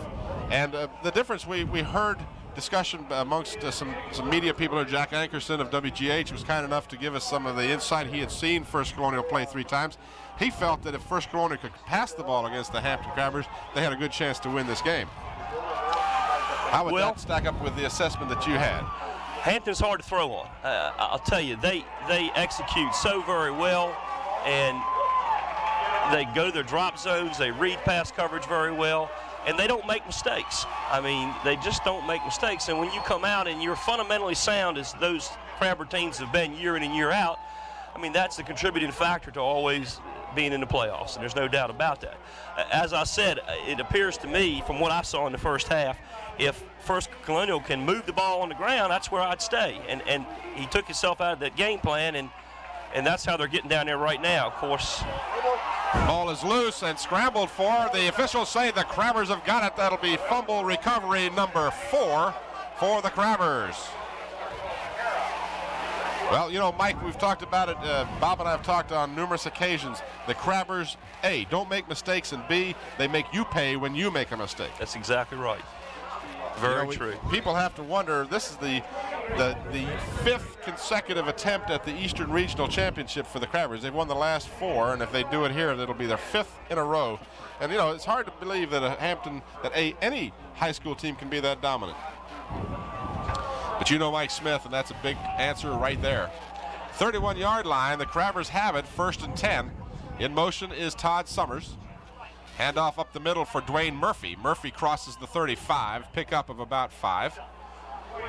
We'll be talking with Mike Horton, the defensive coordinator for the Kecoughtan Warriors of the Peninsula District, of course. I'll tell you the other interesting thing Mike did when they scored, when they threw the ball to Hunter. And he had mentioned that to me too. I didn't know he would put that play in, but the fact that when they're in that man coverage, everybody's covered but the quarterback. So they knew that when they handed the ball off, they could throw the ball to the quarterback, he would be wide open, and of course he was. And you know, I have to give a lot of credit to that offensive line too, because they have to have a little extra time to make that play work. Matthews can't be rushed. That's true. And he has to have some time. Hunter has to have some time to get downfield. Hunter scrambling again. He's going to try and get outside. He is wrestled down at the 45, and a late flag comes down downfield. And the initial indication we're told from in the booth here is it could be against the Hampton Crabbers. Now that's a called play. That's a play that he put in specifically the quarterback draw for this game because of the man coverage. Flare his backs, pull those inside backers out, let Hunter pick a hole, and just take right off. We're going to watch a replay, and what the call will be, you'll see Hunter step back just like you said, a quarterback draw. Go ahead, Mike. Both backs are flaring, and you'll see Hunter just step back in there and pick his hole. Both linebackers flared out with the 2 outside backs. The back's going outside. What you didn't see was further downfield, an illegal block was committed by one of the Hampton Crabbers, and that will negate the whole play. It'll be brought back to the 30-yard line, so it'll be 2nd down and 11 instead of a 1st down for the Crabbers. 2nd down and 11, 8:40 remaining here in the 3rd quarter. Hampton leading 24-2. Eric Hunter back to pass, has time, throws for Hyman. Hyman's got it in full stride at the 35-yard line. He's going to score. Tony Hyman scores a 70-yard touchdown. Well, I think Eric Hunter just showed there just what a great quarterback he is. There's no doubt that he has a rocket for an arm, and Hyman is such a great receiver. Tony Hyman, a 64-yarder and a 70-yarder. Excellent blocking. He even picked up the linebacker blitzing up the middle. Excellent protection, and Hunter just... There you see it. You know, it's pretty hard to imagine when you play free safety 30 yards deep that you can still get beat on that type of play. Tony Hyman on 2 catches has 134 yards. The extra point is good. 4 plays, 1:37, 69 yards. Tony Hyman on the receiving end of a 70-yard pass. Well, Tim, we want to sure thank Mike Horton for stopping by and giving us some insight there. Mike, we appreciate it. We're trying to get another mic. I know you got to go, but appreciate you coming by. Thank you very much, Mike. 8:24 remains here in the 3rd quarter, and Hampton out on top, 31-2. As the Crabbers' dominance of beach opponents continues. Well, Tim, he gave us some good insight on what's happening with the Crabber offense and defense. And I tell you what, Mr. Hyman and Mr. Hunter are teamed up tonight. They are right on the money, but that was an excellent pass. That ball was thrown perfectly. It was in Hyman's hands in full stride. Tim, how far was the ball in the air, would you guess? At least 40, 50 yards? I would say so. And he caught it in stride. And this is one thing I was talking to Mike Horton. They've got a safety that plays 25 yards deep, and yet they're still throwing on him. Well, the Crabbers will kick off once again. And again, we will see Charles McAdams, number 30, doing the kickoff. Taken at the 15-yard line. This is Pete Miles out to the 30. So First Colonial has coughed the ball up and 4 times Hampton has capitalized on a turnover. Well, Tim, I was watching it while Mike was on my headset, and it looked like that some of the momentum started to swing towards the First Colonial bench. They were fired up. They were moving the ball, turned the ball over. Hampton goes down and scores on an excellent pass play. I tell you, this Hampton coaching staff has done an excellent job preparing these young men for this ball game. They always do. Joyner in motion. Rust rolling to the right, looks for Joyner, and Joyner just can't hold on to it. His concentration not what it should be, as right there to stop him, had he caught it, was Mike Slade, number 41 for the Crabbers, and Tony Hyman was over there as well. Well, Jeff Rust was being rushed too, Tim. He didn't get the touch on that ball like he wanted to, but they are completely out of their game plan now. I'm sure they didn't. It was not in their game plan to have to pass, but that's the only way they're going to get back in this game. They're going to have to score quick. They're down 29 points, and that's a ton against a tough Hampton defense, Tim. 2nd down and 10 from their 30. Rust, Woodhouse, and Hines. Rust passes incomplete. This one intended again for Joyner. So 2 consecutive plays. Joyner this time lining up on the left side, went down the middle, and again Rust failing to connect. Well, Tim, that was the first time tonight that I've seen Rust drop straight back. He didn't do a fake, a fake on a handoff or a rollout. And here you can see he just dropped straight back, and he rifles that ball, and the intended receiver had no chance to catch that at all. Clock stops with 7:53 remaining. You know, the irony of this, and I'll get to that in just a moment, Rust on a quarterback draw of his own runs into one of the officials and doesn't even get close to a first down. It'll be 3rd down and 5. Again, one of the bits of information that I stole from Jack Ankerson of WGH Radio was that in the Eastern region, First Colonial was number 1 in plus-minus turnovers. They led the division in giving up the fewest amount of turnovers and the most takeovers. Well, they sure wouldn't look like that tonight, would they, Tim? Well, when you face Hampton, that's what happens most of the time. You're right. You called a 3rd down. It's really a 4th down now. 4th down, okay. And there's a punting situation, and Hampton's got just one man deep. That's Mr. Hyman. Tony Hyman standing back at his 30-yard line. The punt is a short punt, and it's downed by one of the First Colonial players at the 35. So Hampton will have good field position, and they have a 29-point lead. It was 24-2 at halftime. If you joined us late, Hampton scored on their opening possession, a 64-yard pass from Eric Hunter to Tony Hyman. The extra point try by Aaron Matthews was good, and it was 8-0. Then the safety, as Todd Summers was tackled in the end zone. Actually, he fell on the ball in the end zone and was charged with the safety. It was 8-2, and that's as close as this ball game has been.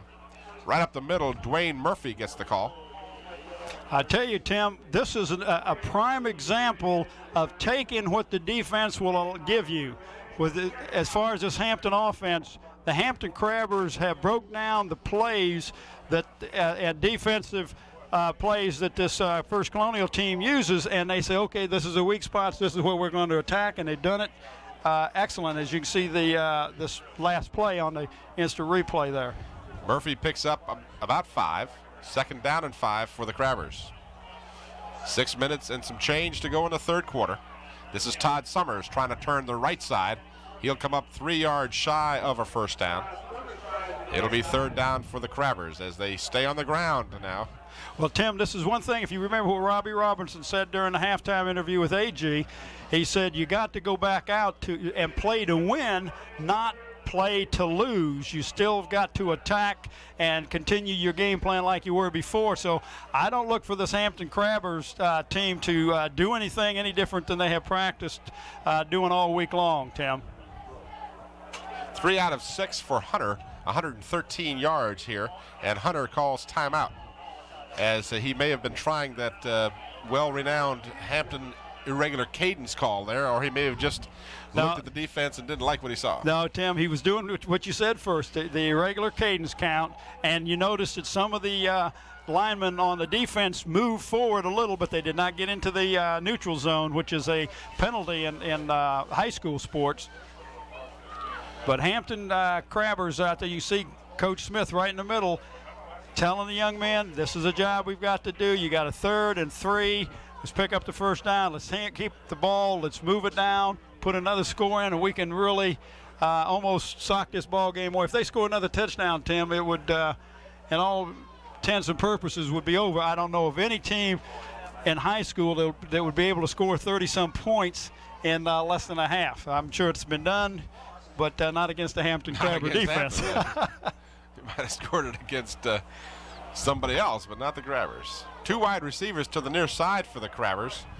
That is 89 Monday and Tony Hyman, number 1, outside of your picture at the bottom of the field, so to speak, nearest to us.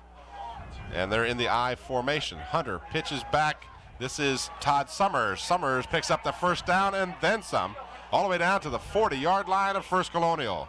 Tim, that was a good pitch on the outside. It's the first time Hampton has run that play tonight that I can recollect. And Todd Summers got outside real quick. He's a strong runner after he gets the ball. But I tell you, the Hampton backfield really complements each other. When you have Murphy and Capehart and Summers back there running, all 3 of those young men run the ball extremely well and extremely hard. And let's not forget that Don Capehart is not playing tonight.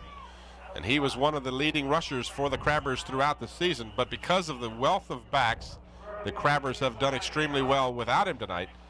And, of course, they've had the big pass plays from Eric Hunter and that trick play. I love that play earlier. Mike Horton was telling us that was a play he knew about, didn't know whether Mike would put that in the game. But he said that the one thing about the defense for First Colonial is they have a man-to-man coverage, but nobody is assigned the quarterback. Right. Well, he's not normally a pass receiver. So you play a man-to-man, you pitch the ball to somebody else, he goes out on pass coverage, nobody there to pick him up. Summers and Murphy in the backfield, 2 wide receivers to the left. Hunter wants to pass. He's got a man open. Gerzak laying on his back, makes the catch. That was excellent. What a grab. Brian Gerzak went down. He lost his footing and laying on his back, reached up and had presence of mind to make the catch. We saw that last week in the ball game against Phoebus. But watch this as we pick this up as he drops back and throws, and Gerzak's feet does go right out from under him. And here's the pass from Hunter, which is an excellent pass. And you can see right here that Gerzak falls down and leans back and that's amazing. Look at this. The ball is juggled. Oh. Well, we had to go back to the live action. Hold that replay for a minute, guys, if you can. We got a flag on this play, Tim. Let's look at that again if we can. He hit the ball back up in the air and caught it. Unbelievable. Gerzak with the there. Watch this again. Now, Gerzak is sliding like a man going into second base. He reaches back. He tips the ball up in the air, and then he catches it. And never hits the ground, Tim. Never hit the ground. The Crabbers are going to be penalized here, as they'll mark it off from the 23. Must be defensive holding, Tim. I mean, offensive holding. Yes. That's what it is. Offensive holding charged to the Crabbers. So both teams have been penalized sufficiently tonight. The Crabbers have not been hurt by their penalties, whereas penalties have hurt First Colonial. They've come at very key times. The ball marked at the the First Colonial 31, and it's still first down. But it's first down and 18 as the holding call was assessed from the point of the infraction. In the end zone, Hyman's open, touchdown! Tim, there is no man that's going to be able to cover him man-to-man, and Mike Smith sees that. They play man-to-man against one of the top receivers in the state, and you can't do that. The man is just too fast. Him and Eric Hunter have their timing down. Oh, what an excellent combination working tonight for that Hampton Crabbers. 31-yard pass. That's 3 catches for touchdowns by Hyman for 165 yards. Dean Gregory's kick is no good as it's blocked, and partially blocked, I should say, off to the left. That's about the only thing that isn't going in favor. Watch the replay now. You're going to see Tony Hyman on the receiving end. Hunter just chewing up the First Colonial defense. The ball in the air. You see Hyman. Great coverage, guys. Hyman again in full stride. He's in the end zone at this point, and it's academic now. 37-2. The Hampton Crabbers blowing away the previously undefeated First Colonial Patriots. Patriots, averaging 35 points a game coming in, have been able to muster but a 2-point safety, and who knows, the Crabbers gave that to them more or less. 3:34 the time of possession, 65 yards, 7 plays. The Crabbers racking up the yardage. Tim, I know you got Jerry Z's stats there. How many yards passing just between Eric and Tony Hyman? Well, I'll get that stat from you in just a moment, as Jerry has Hyman's stats here. He has caught 4 passes for 144 yards. And Hunter, not only has Hunter thrown 3 TD passes, he has caught a TD pass. So there's a little trivia for you. When was the last time you saw a quarterback not only throw 3 but catch 1? So it's fun time now for the Crabbers. They don't want to let up, but this game is slowly but surely becoming a laugher, and no one would have predicted it. They sure wouldn't have, Tim. Jayton Hines, who returned one last week for 87 yards, gets the ball out to the 36-yard line for the Patriots. Well, Tim, what's happened tonight is not that the First Colonial team is a bad team. They're an excellent team. They wouldn't have come in here undefeated. But a Hampton team has come out and taken advantage of every weakness that they have on that defense, and one of them is playing man-to-man. But they do that every time. Well, that's true. They really do. But, I mean, it's just so obvious what they're doing tonight to this First Colonial team. Joyner comes in motion. Inside handoff goes to Hines, and a flag goes down at the 40-yard line. And so does Mr. Hines at the 41. Tim, that could very well be a holding at that spot of the play. Tony Hyman, 3 touchdown catches. Hunter has caught a touchdown and run for a touchdown. Yeah. So Hunter's been involved in 5 TDs, and we're going to see a mark-off against First Colonial. Watch the replay. See, just a run right up the center, what they've been doing, handing it to their flanker back. And there is some holding there in the middle, and I'm not sure who did it, but you saw the flag come in, and that's another costly mistake against this First Colonial Patriots team. Holding the call as our holding offense, repeat first down. Hey, Mr. Self did something there. All right, Mr. Self, we appreciate that. That's great. Kenny Self, our referee, is mic'd for tonight's game. There you heard the call. 3:01 remains in the third quarter. In motion again goes Hines. Rust keeps the football, wants to pass, has a man open at the 42, and makes the catch across the field at the 42-yard line. And that is number 21 for First Colonial. That would be Gary Brockett, who caught a pass earlier in the first half. And we'll watch again as you'll see it on the replay. Jeff Rust, the converted fullback. Hines goes in motion to that side. Rust fakes and then throws. And Timmy seems to be more comfortable faking before he steps back and throws than just dropping back into the pocket. Good stick there by Mike Slade after Brockett caught the ball. Again, Rust, flags are down all over the place. Rust completes the pass at the 45 of Hampton, and then going out of bounds is number 84, Elliott Creekmore. Well, Tim, number 1, Hyman slipped and fell that time as on the coverage. Well, it's all going to be for naught because there will be a penalty charged to First Colonial, at least one penalty. There were several flags down. We'll see if we can pick up on the replay. It looked like in the backfield, definitely looked like 41 Sean Woodhouse left early. Yeah. And we almost picked up the officials talking to each other, Tim. Well, that could be interesting sometimes. Sounds like they're still trying. Well, he's now talking. Okay, this is going to be the most crucial one. You hear the referee Kenny Self saying this is going to be the most crucial penalty. They have 2 penalties against First Colonial, and of course they'll take the longest. Sure. All right, but we're going from the 31-yard line. You want the most crucial one. They're discussing the options with the crowd. Okay. Stop here about 15. James Wilson, number 75, a celebrity of sorts tonight, having 2 fumble recoveries for the Crabbers.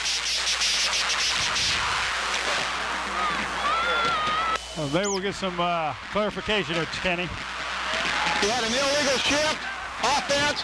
You had a personal foul, offense. The personal foul is accepted. Still second down. I don't know why it didn't work in the first half, but it works great now. It's working excellent now.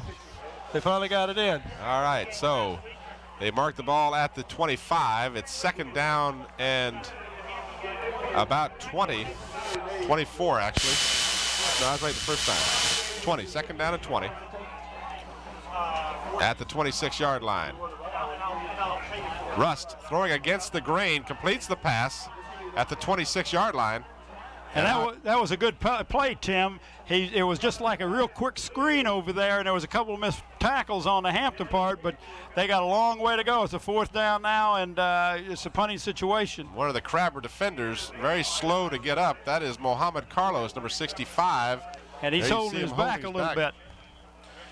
So let's hope for Hampton's sake that Mohammed Carlos is just barely shaken up, and it's not anything serious. Crabbers have stayed healthy with the exception of Donovan Capehart. 1:35 remains here in the third quarter. Joyner in motion. Rust keeps the ball on the play, and it goes incomplete. Looked like the Hampton man had a shot at the interception, but he couldn't hold on. That's Mike Slade again. He's been all over the field tonight. He has that, Tim. He's got a fumble, one fumble that we know of that he recovered, and he's been Johnny on the spot, but that was a fourth down, so they turned the ball over to Hampton, which is, you're talking a minute to go in the third quarter. No, and it's now fourth down. Oh, I'm sorry, Tim. I thought that's right. Here's because the of the penalty, right. Here we see Rust as he's rolling and looking downfield. And he was just hurried, Tim. There you see Slade as he dove for the ball and caught it on the one hopper. So Blaylock standing back at his 20 in deep punt formation. Fourth down and 14. Crabbers put a little rush on. This is a line drive, end over end kick, and it's going to roll dead at the 38-yard line. That's where the Crabbers will have it with 1:16 remaining in the third quarter. And the Crabbers, there you see us. Hi, Mom. A minute 16 left as the Crabbers lead 37-2. Young Sam down there getting the pictures, doing an excellent job on the sideline, and that's tough to do down there. And you're on the opposing team sideline too, Tim. But Sam doing an excellent job down there. Of course, that's Daddy Sam right next to you there. Got to get a picture of Daddy in there if you maybe get a little more. Get a little more allowance, Dad. Dr. Sam is suffering from the cold that I had and you had last weekend. I'm finally recovered, but he's got it now. Dwayne Murphy stacked up after a couple of yards. Tim, these Hampton Crabber running backs are really running with a lot of confidence now. When they're being hit by one or two men, they're not coming down. It's taking a second and third hit to get them down. They marked the ball squarely at the 40-yard line. We'll watch the replay as Dwayne Murphy will get the call. There you see Todd Summers going in motion to the right. And, Tim, the reason they're doing that, this is what Mike Horton said, that the linebackers are keying on the halfback. So if you put one in motion, the linebacker goes with him, and that opens up a hole there. Second down and 8 for the Crabbers. This is Todd Summers trying to get outside, and he'll get back to the line of scrimmage and maybe a yard. They'll mark it at the 42-yard line. And that's it at the third quarter, Tim. And time has elapsed here in the third quarter. So we've played 3 12-minute quarters. And the Hampton Crabbers have led from the beginning and have never looked back. They lead 37-2 on their way to a clash for the regional semifinals at Todd Stadium. Now, I'm curious. I'm sorry I can't tell the fans at this very moment which day of the week that game is. It will be Friday night. More likely it'll be a Friday night, Tim. I'm not sure, but I believe that's where the games are going to be played, to be Friday night. But it will be a Todd, and it'll either be against the Falkier team that we saw a year ago or against the Pulaski team who beat Bethel 7-6. Here's a little trivia for you. Uh-oh, here we go. Hampton's record this year on Fridays is 5-1, counting this victory. They're 4-0 on Saturdays. That's true. Okay, trivia. Again, Jack Ankerson of WGH Radio, I give him some credit for these. Tim. Stole some stuff. Yes, AG. Go ahead. Go on, AG. Oh, Tim, I'm sorry. Got Mike Husted here, former Crabber, and Mike, your thoughts on this lopsided Eastern Division final? Yeah, I thought it was going to be a good game, and I just knew that the Crabbers came out and they prepared hard, and it was good offensive and defensive struggle, and we just knew that if we came out and played hard that we could win, and we're doing just that. First Colonial been averaging about 35 a game. Does this surprise you a little bit? 2 points so far? Yeah, I expected it to be a real close game, but knowing what the score is, I knew that our defense would, contain them, but our defense is playing well. Mike, what about Virginia next year? What type of season are you looking forward to? Well, I was redshirt this year, and I traveled like the last 7 games of the year. And like the starting kicker this year, Mark Italy is graduating, so next year it's going to be a toss-up for kicking, and hopefully I can get up there and start. All right, Mike, good luck to you. Mike Husted. AG, we send our best to Mike Husted as well, and a flag goes down. They're going to call roughing the passer. Well, Tim, no, he had hold of the face mask. There's no doubt about it. But that's the first time that First Colonial has done anything different on defense, and they shot one of their linebackers and nobody touched him, and he came right straight through, had Eric Hunter, and then you'll see him grab the face mask, as we can see on the replay here. Nobody touched him, and he reaches right up and grabs the face mask. It's just one of those silly things because he had him in the grass. There was no question he was going to sack him, and that's got to be driving the coach crazy. Well, First Colonial, as we were told by Dr. Sam, still is the most penalized team in the Beach District this year, and I tell you, they have really lived up to that ability. They really have. So far in this ball game, they have been penalized. First Colonial has. They've got 10 penalties now. Face mask, defense, still third down.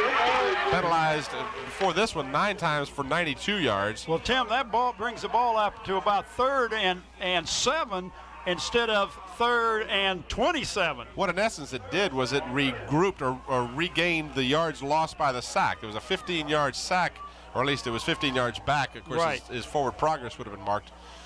But from where he grabbed the face mask. Now the Crabbers are going to call a timeout, as there was some confusion about the play and who was supposed to be bringing it. We've got a different number in the backfield for the Crabbers in this instance. Number 31, Derek Mason, is in the backfield for the Crabbers. I don't believe we've seen him in the backfield all game, or for that matter, I don't remember him being there all year. Well, Tim, he's a defensive back listed.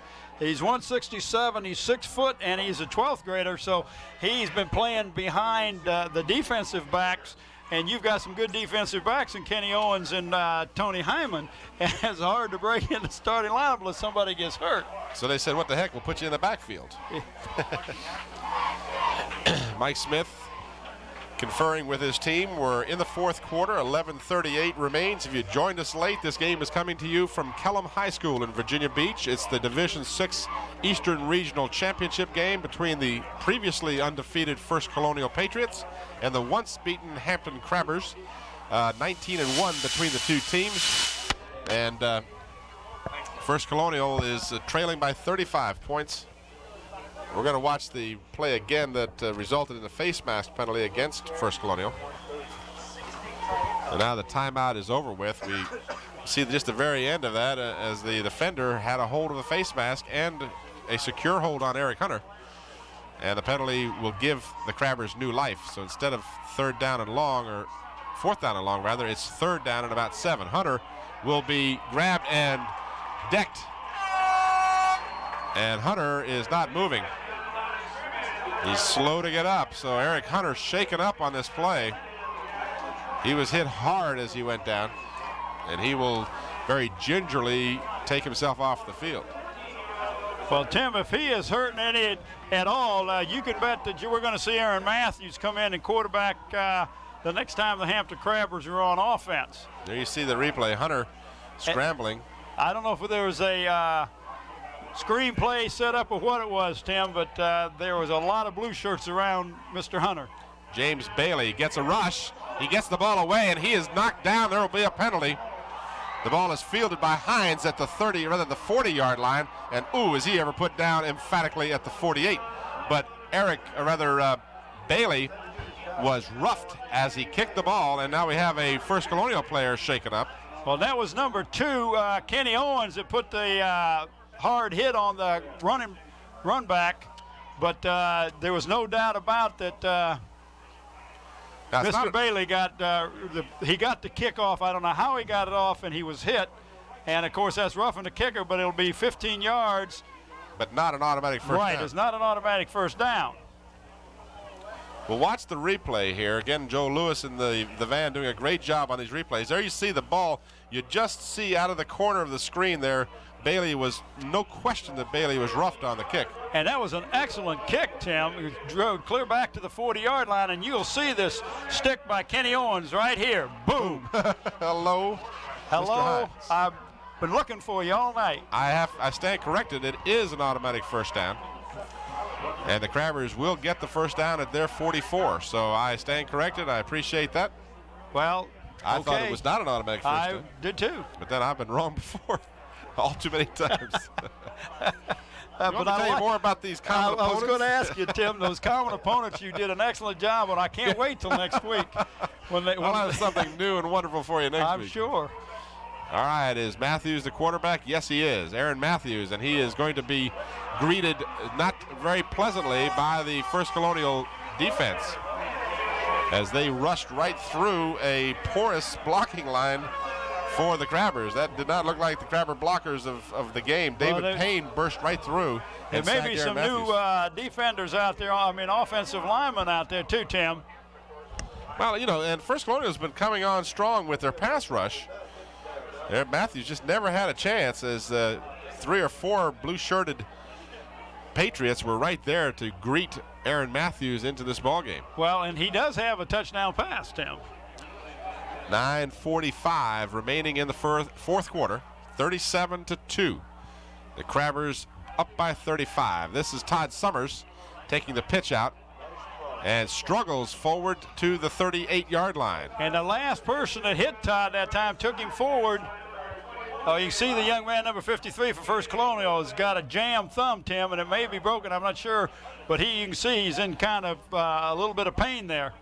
As you can see on this replay, when Todd Summers running the ball, he looks like he stopped. The last man comes in and hits him, Tim, and drives him forward. And watch this, he gets hit, and he picks up 2 or 3 more yards. Tough way to pick up a couple of yards, though. Yeah, you're right. It most certainly is a tough way to do it. First Colonial frustrated, needless to say. They have not tasted defeat. In fact, they had the longest win streak in the Eastern region coming into this game at 10. Dwayne Murphy. Murphy spins away from a would-be tackler across midfield, close to another first down. He'll be just a little short. Tim, he picked up about 14 yards on that play, and he's a hard runner. He has been all year long, as all the backs for Hampton have been. Murphy makes it a 4th down and 1. Watch the replay. Murphy takes the pitch out from Matthews. Gets good blocking out there. You're always going to get good blocking from that Crabber line. Murphy spins away after he's hit and picks up 10 more yards after. So it's 4th down and 1. Gerzak comes to the near side along with Tony Hyman. The handoff. And Tim, they were stopped before they got to the line of scrimmage. The Hampton will turn the ball over, and the very first few times tonight that Hampton, something hasn't worked for them. So the Patriots are able to stop Hampton for one of the very few times, as you mentioned, Bob. 8:07 the time remaining, and First Colonial will take over just about midfield at their 48, but they trail by 35 points, and I might say 35 insurmountable points. This game is over. The only thing in question at this point is the final margin.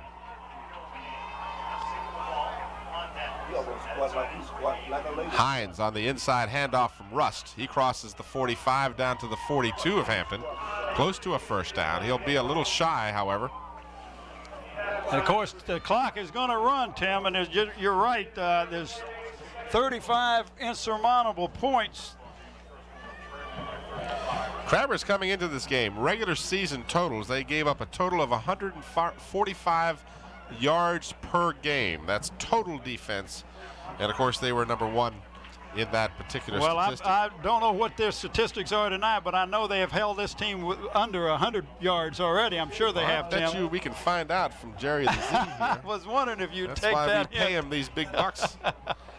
Let's see if we can get a running total of total yards here. Their running backs As there's a momentary delay here, let's see. Woodhouse has 42 yards on 6 carries, only 3 yards for Joyner on 2 carries, 37 yards for Hines on 6 carries. So they're right around 100 yards total offense.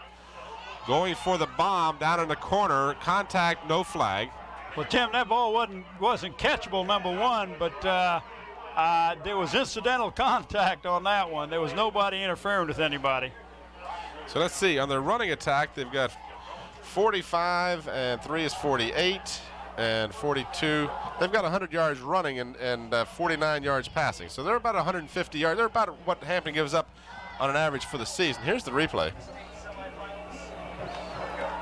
And you can see how far this ball is over, Tim. I mean, it was a good 8 yards over the head and beyond the receiver. Rust gives to Hines. Hines is close to a first down, but a flag is down at the line of scrimmage. And it was a flag in the area where you might suspect a possible offsides or illegal motion against the offense, but we'll wait and see. That was Ruben Press, number 82, defensive end for the Hampton Crabbers that turned that ball in and caught. Go ahead, AG. Yeah, AG. Are y'all ready for my MVP picks? This should be tough. Go ahead, AG. For the Crabbers, I'm going with the Hunter Hyman combo. Really? How can you do anything else? Oh, I think you'll First get... Colonial, number 45, Odell Joyner. Played a decent game. All right, I would not question the Hyman-Hunter duo tonight. There you see a long mark-off against First Colonial. The only other thing I might question is the work of Joyner tonight. He really hasn't done a lot. I would have to go with Rust, Tim. Yeah, I might agree with you there. Rust has tried to keep him in this game, but he's not. He can only do so much. Oh my goodness! Aaron Monday says hello. Aaron Monday, that man, that's a little low shuffle pass, Tim, which is a forward pass. And Jayton Hines will say, please don't do that to me again. Jayton Hines took that little shovel pass. We'll watch the replay here as Aaron Monday. This is what those defensive ends love, is to see someone come at them like this. Watch this replay. And Aaron Monday fought off a block by number 41 there and did a good job, Tim. That warms the cockles of Aaron Monday's hearts, I'll tell you that. 6:05 to go in the ball game. 37-2. Deep punt formation. 4th and long. Blaylock gets it away. It's a line drive again. No return again by the Crabbers, as the special teams for First Colonial are probably the only positive thing they've had tonight. Well, the ball has not been deep enough, Tim, to even be caught by Tony Hyman, and smartly he's just letting the ball bounce, and it's not taking a first. Nothing's going right for First Colonial at all, Tim. The only thing that went right for him is they turned the ball over down on the 14-yard line, which wasn't really right, but they ended up with 2 points off of it. That's the only positive thing that's come out of it. And AG, I concur with your selections of Hunter and Hyman. I would throw in as an honorable mention James Wilson, who has recovered 2 fumbles tonight, and the overall play of the offensive line for the Crabbers. They have given time to Eric Hunter when he needed it. So it's been an excellent all-around team effort here. And I'm hopeful that the reason we're not seeing Eric Hunter in there right now is that he is slightly shaken up, and that they're giving Matthews a chance to play with this lopsided score. If Eric Hunter has sustained an injury of any magnitude, AG, if you get a chance to check that out, would you see if you can find out the status of Eric Hunter and find out if he is out of there just basically because they don't want to take any chances? We're down to 5 to go in the game, Tim. And Hampton is going to leave. They will leave it on the ground now and just run the ball and run the clock out the best they can. First down for the Crabbers as they get out close to the 40-yard line, as the Dwayne Murphy gets the call for Hampton. I'm not sure AG heard me a moment ago when I was talking about that. AG, did you get a chance to check on that? Maybe. I think he's having some problem with his headset or his microphone here. But Matthews is the quarterback for Hampton. Hunter came out of the game shaken up a bit after a sack, and he's not in the ball game. And I'm looking on the sidelines. I see him standing at about the 45-yard line. He doesn't seem to be in any pain or discomfort. So I would assume that Hunter is all right.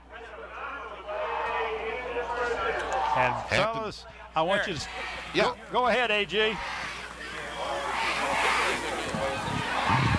He's okay. Okay. That's what we wanted to know, AG.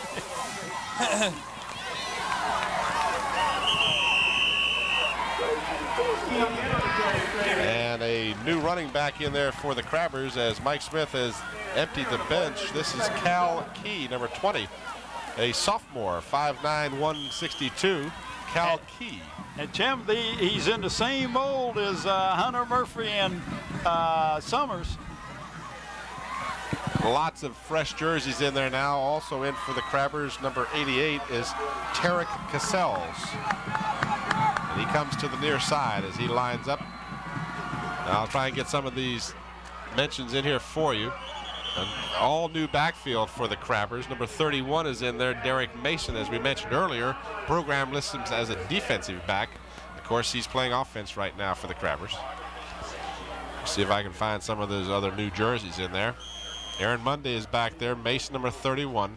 Number 20, Cal Key. Aaron Matthews, the quarterback. Todd Summers brings the play in, and Cal Key will check out. Also lining up will be 88, as I mentioned, Tarek Cassels. And I apologize to any of these players. I'm not that familiar with their names. They've played limited time this year, but getting a chance to play in the Eastern Region Finals. This is Todd Summers, who has played and has played well. Looked like a late hit there from big number 76. That was certainly unnecessary. He was down when he came on top of him, Tim. That was a big man come down on top of him. 6'2", 290. That's Gary Feifeld. And it's like having a world fall on you. Well, watch, as you see on the replay, Summers has already basically gone down, and Feifeld comes in and lands on him. Summers takes the pitch. And he's going to go down here, and then boom. That could almost been spearing. Two wide receivers to the near side. The other number is 87, Emmanuel Mines for the Crabbers. But as you said, Bob, they're sticking to the ground. Why pass it right now? And that's Mr. Aaron Matthews on the quarterback keeper that time, Tim. Looked like he picked up the first down or come close to it. We just got mooned again. Young Sam Stills Jr. And let's, while we have this moment, a minute 52 remaining in a game no one suspected would be this lopsided. Let's give credit to our crew. They got here early this afternoon and have done their usual great job. There's Matthews keeping, and then he gets away from big Feifeld and picks up about 7 or 8 yards. So, well, you got some of that big after. You're going to run fast, Tim. I'd run fast, I guarantee you. Matthews keeping the ball again and trying to pick up yardage. Picks up about 4 or 5 after he had picked up the first down a moment ago. This game is all but over. Has been ever since halftime. Crabbers led 24-2 at half and never looked back, as they will host the state semifinals at Todd Stadium next week. And be sure to check the newspaper and the school for the time and the day. Yeah, we're assuming it's going to be on a Friday night at Todd Stadium, but we want to make sure that the fans understand that when this game is over, AG is going to get a lot of interviews from a lot of happy Crabbers. I'm told by a gentleman here in the press box that it is a Saturday 1:30 p.m. game at Todd. Well, there you go, Tim. We really blew. Cal Key.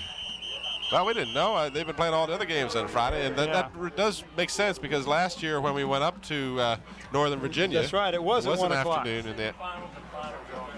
So Saturday, for the duration of the playoffs, will be the day. So 1:30 is your game time. Todd Stadium is the site. And if you're a Hampton fan or a Peninsula fan in general, we urge you to get out there and support an excellent Hampton High School football team. And then the following week on Monday and Wednesday at 8 o'clock and 9 on Friday morning, watch it again. Absolutely. Of course, if you're watching this in July, forget all of that. Ball is loose, and it looks like the Colonial Patriots have recovered the fumble with just 13 seconds remaining, and they'll get the only turnover that the Crabbers have committed in this ball game.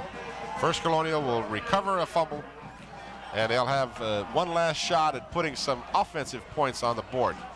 So Hampton has done just a superb job of shutting down Tim, they this team. Had two mistakes, the safety and that one, and neither one of us hurt them. Watch the replay as you'll see the ball will come loose, and the Patriots will recover the ball. Now they take a timeout because the clock was restarted, and 6 seconds remain.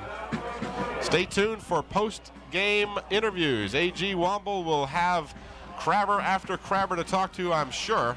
And we'll have final stats for you here, which I think will bear out that it's a very one-sided game. Tim, if you look down deep, you'll see Tony Hyman, Lassiter, and Kenny Owens back deep playing. All three of them are going to be deep for the Hampton Crabbers. There's no way that First Colonial is going to get a score with 6 seconds to go. Our congratulations to the Hampton Crabbers, their 5th consecutive Eastern Regional Championship.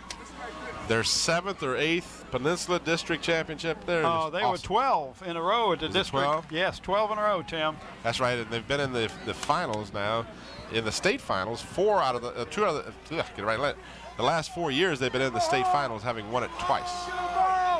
So they've made our season last longer and longer each year, and I know you and I enjoy that.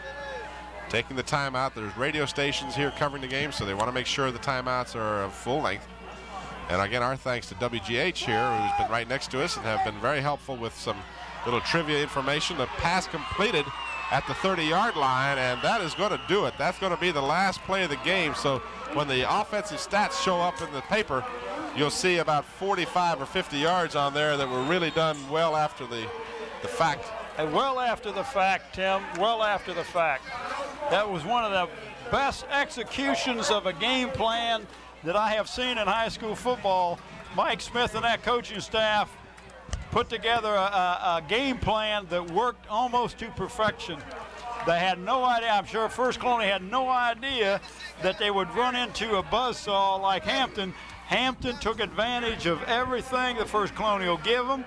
Every time they turned the ball over, Hampton converted on it, Tim. You see some of the wounded here. One of the First Colonial players on the bench, obviously injured early in the game, as he's already removed his pads and helmets. A.G. Womble is searching for some people to talk to. You got lots of happy Crabbers to talk to, I'm sure. Aaron Mundy is the first young man that he's got out there. I can see A.G. in the middle of the crowd with number 89, Aaron Mundy. All right, Tim, yeah, we do have Aaron Mundy. Aaron, 37-2. Did you expect this? Well, we expected a close game, closer than this. It was, when we came out fired up, you know, they were nonchalant, you know. What was the difference tonight, Aaron? Well, we completed more passes, and, you know, we worked hard on the line and gave Rick a little more time than they did. A nice big target for Eric. Yeah, that's why I played. Great game. All right, thanks. Aaron Mundy. You can see the steam coming off his head, Tim. It's not as cool as it was one other game that we did, but you can see a big smile on that Crabber's face. Hey, Sammy. All right, AG will be looking for more. We tell you that Tony Hyman would be a good man to find if you have that. Go ahead, AG. Tim, Bob, we got an outstanding defensive man here, Michael Draper. Michael had a big fumble recovery and an interception. Tell us about it, Michael. Well, the two guys, Source, Reggie Riddick, knocked the ball in the air, and I just saw it and picked it up and ran. You were at the right place at the right time? Yeah, put it that way. 37-2, you have to be happy with the outcome. Oh, yes, yeah, very happy. Can this team go all the way? Yes. All right, Michael Draper. Thank you. AG, if you can hear us down there, Fauquier beat Pulaski County, so Crabber's going to meet Fauquier. Fauquier, okay. There's Leonard Lassiter and Mike Slade. We could have an hour worth of post-game interviews with some of these young men, and we wish sometimes we could. Let's get ready to get here. And we got about 5 minutes worth of tape, so let's see if we can't get as many in as we can. AG, you got anybody else to talk to there? You got a string of them there, AG. Grab one of those young men. Hey, Tim, Bob, we got a guy that doesn't get on too often, but he played a great game tonight, Rodney Riddick. Rodney, your thoughts on this big win? Well, I think we did really good. But everyone we had out here, we got a great team this year. We're going to state. So we just got 2 more hard weeks of practice to go, and we'll be there. John Mitchell, he's a great guy, great inspiration. John, Rodney, did you expect to keep him from scoring a touchdown tonight? Yes, I did. We practiced hard this week, and really thought we could do it. All right, great game. Good luck to you the rest of the year. Rodney Riddick. AG, Rodney mentioned about John Mitchell Jr. If you get a chance to find out what the extent of his injury was, number 66 was helped off the field at halftime. Who else you got, AG? Grab some of those other numbers. Can you find Tony Hyman, number 1? If you get Hyman or Kenny Owens or even Eric Hunter, yeah, hold on Todd Summers. Let me get James Wilson. Great game, James. Thank you. What else? Tony Hyman just caught 4 passes tonight, which is okay. Go ahead, AJ. All right, Tim, Bob, we got James Wilson here. I'm gonna listen in a little bit. Is this a surprise to win the season? No, because you can't win a game with talk, and we emphasize work instead of talk. That's a good point. I don't know exact players, but I believe Jeff Rust. Number 33 Tynes and 45, and I believe the quarterback. Great game, James. No. James Wilson, he's busy right now. James, your thoughts on the big win here? It's 37-2. You have to be pleased with that outcome. Yeah, I'm very well 2 pleased. fumble recoveries, AG. I think the whole team played very well. Did you expect to shut them down that much? Yeah. We had a good week of practice, and we did everything right. We were prepared for it very hard. Okay. James, great season so far individually for you and also the team. Good luck the rest of the way. Thank you. James Wilson. All right, AJ, we got some final stats here as you look. We'll try to get Eric. Yeah, try and get Eric Hunter and maybe Tony Hyman. We got about 3 minutes worth of tape left. In fact, I guess we could probably go to a tape change if we need to. There you see the Eastern Regional Trophy, something that's becoming a regular mainstay in the Hampton Trophy case. It most certainly is. First downs, the Crabbers 18-9 over First Colonial. Yards rushing, 144 to 86. Passing yards, 209 and there's yards. Dwayne Murphy right in the middle of number 43. Got 2 minutes, AJ. 209 yards passing for Eric Hunter, only 84 for Rust, 160 total for First Colonial, 353 for the Crabbers. 6 out of 9 for the Hampton passing attack. One of those was an Aaron Matthews completion to Eric Hunter for a touchdown. Well, go ahead with Danny Mitchell down there. All right, are we on? Yeah, we're on. All right, we got Danny Mitchell here. Danny, have to be pleased with 37-2. Real pleased. You know, we worked real hard, and you know, it's just a great thrill to see the kids come through and work. Sounds like everybody's saying the practice this week went extremely well. Well, the practice went well. You know, it goes well every week over there for us, and we thought some people, you know, over on our side, you know, didn't really think we had that good a team this year. You know, I think we showed a little bit of character. What about the rest of the season? I think Fauquier, we understand Fauquier won. What do you know about them? Well, I know Fauquier. I know old coach up there, you know, Shamara. He coached at the All-Star Clinic with us, and he's a nice guy, and so it'll be interesting playing him again. Okay. Can this team do it all?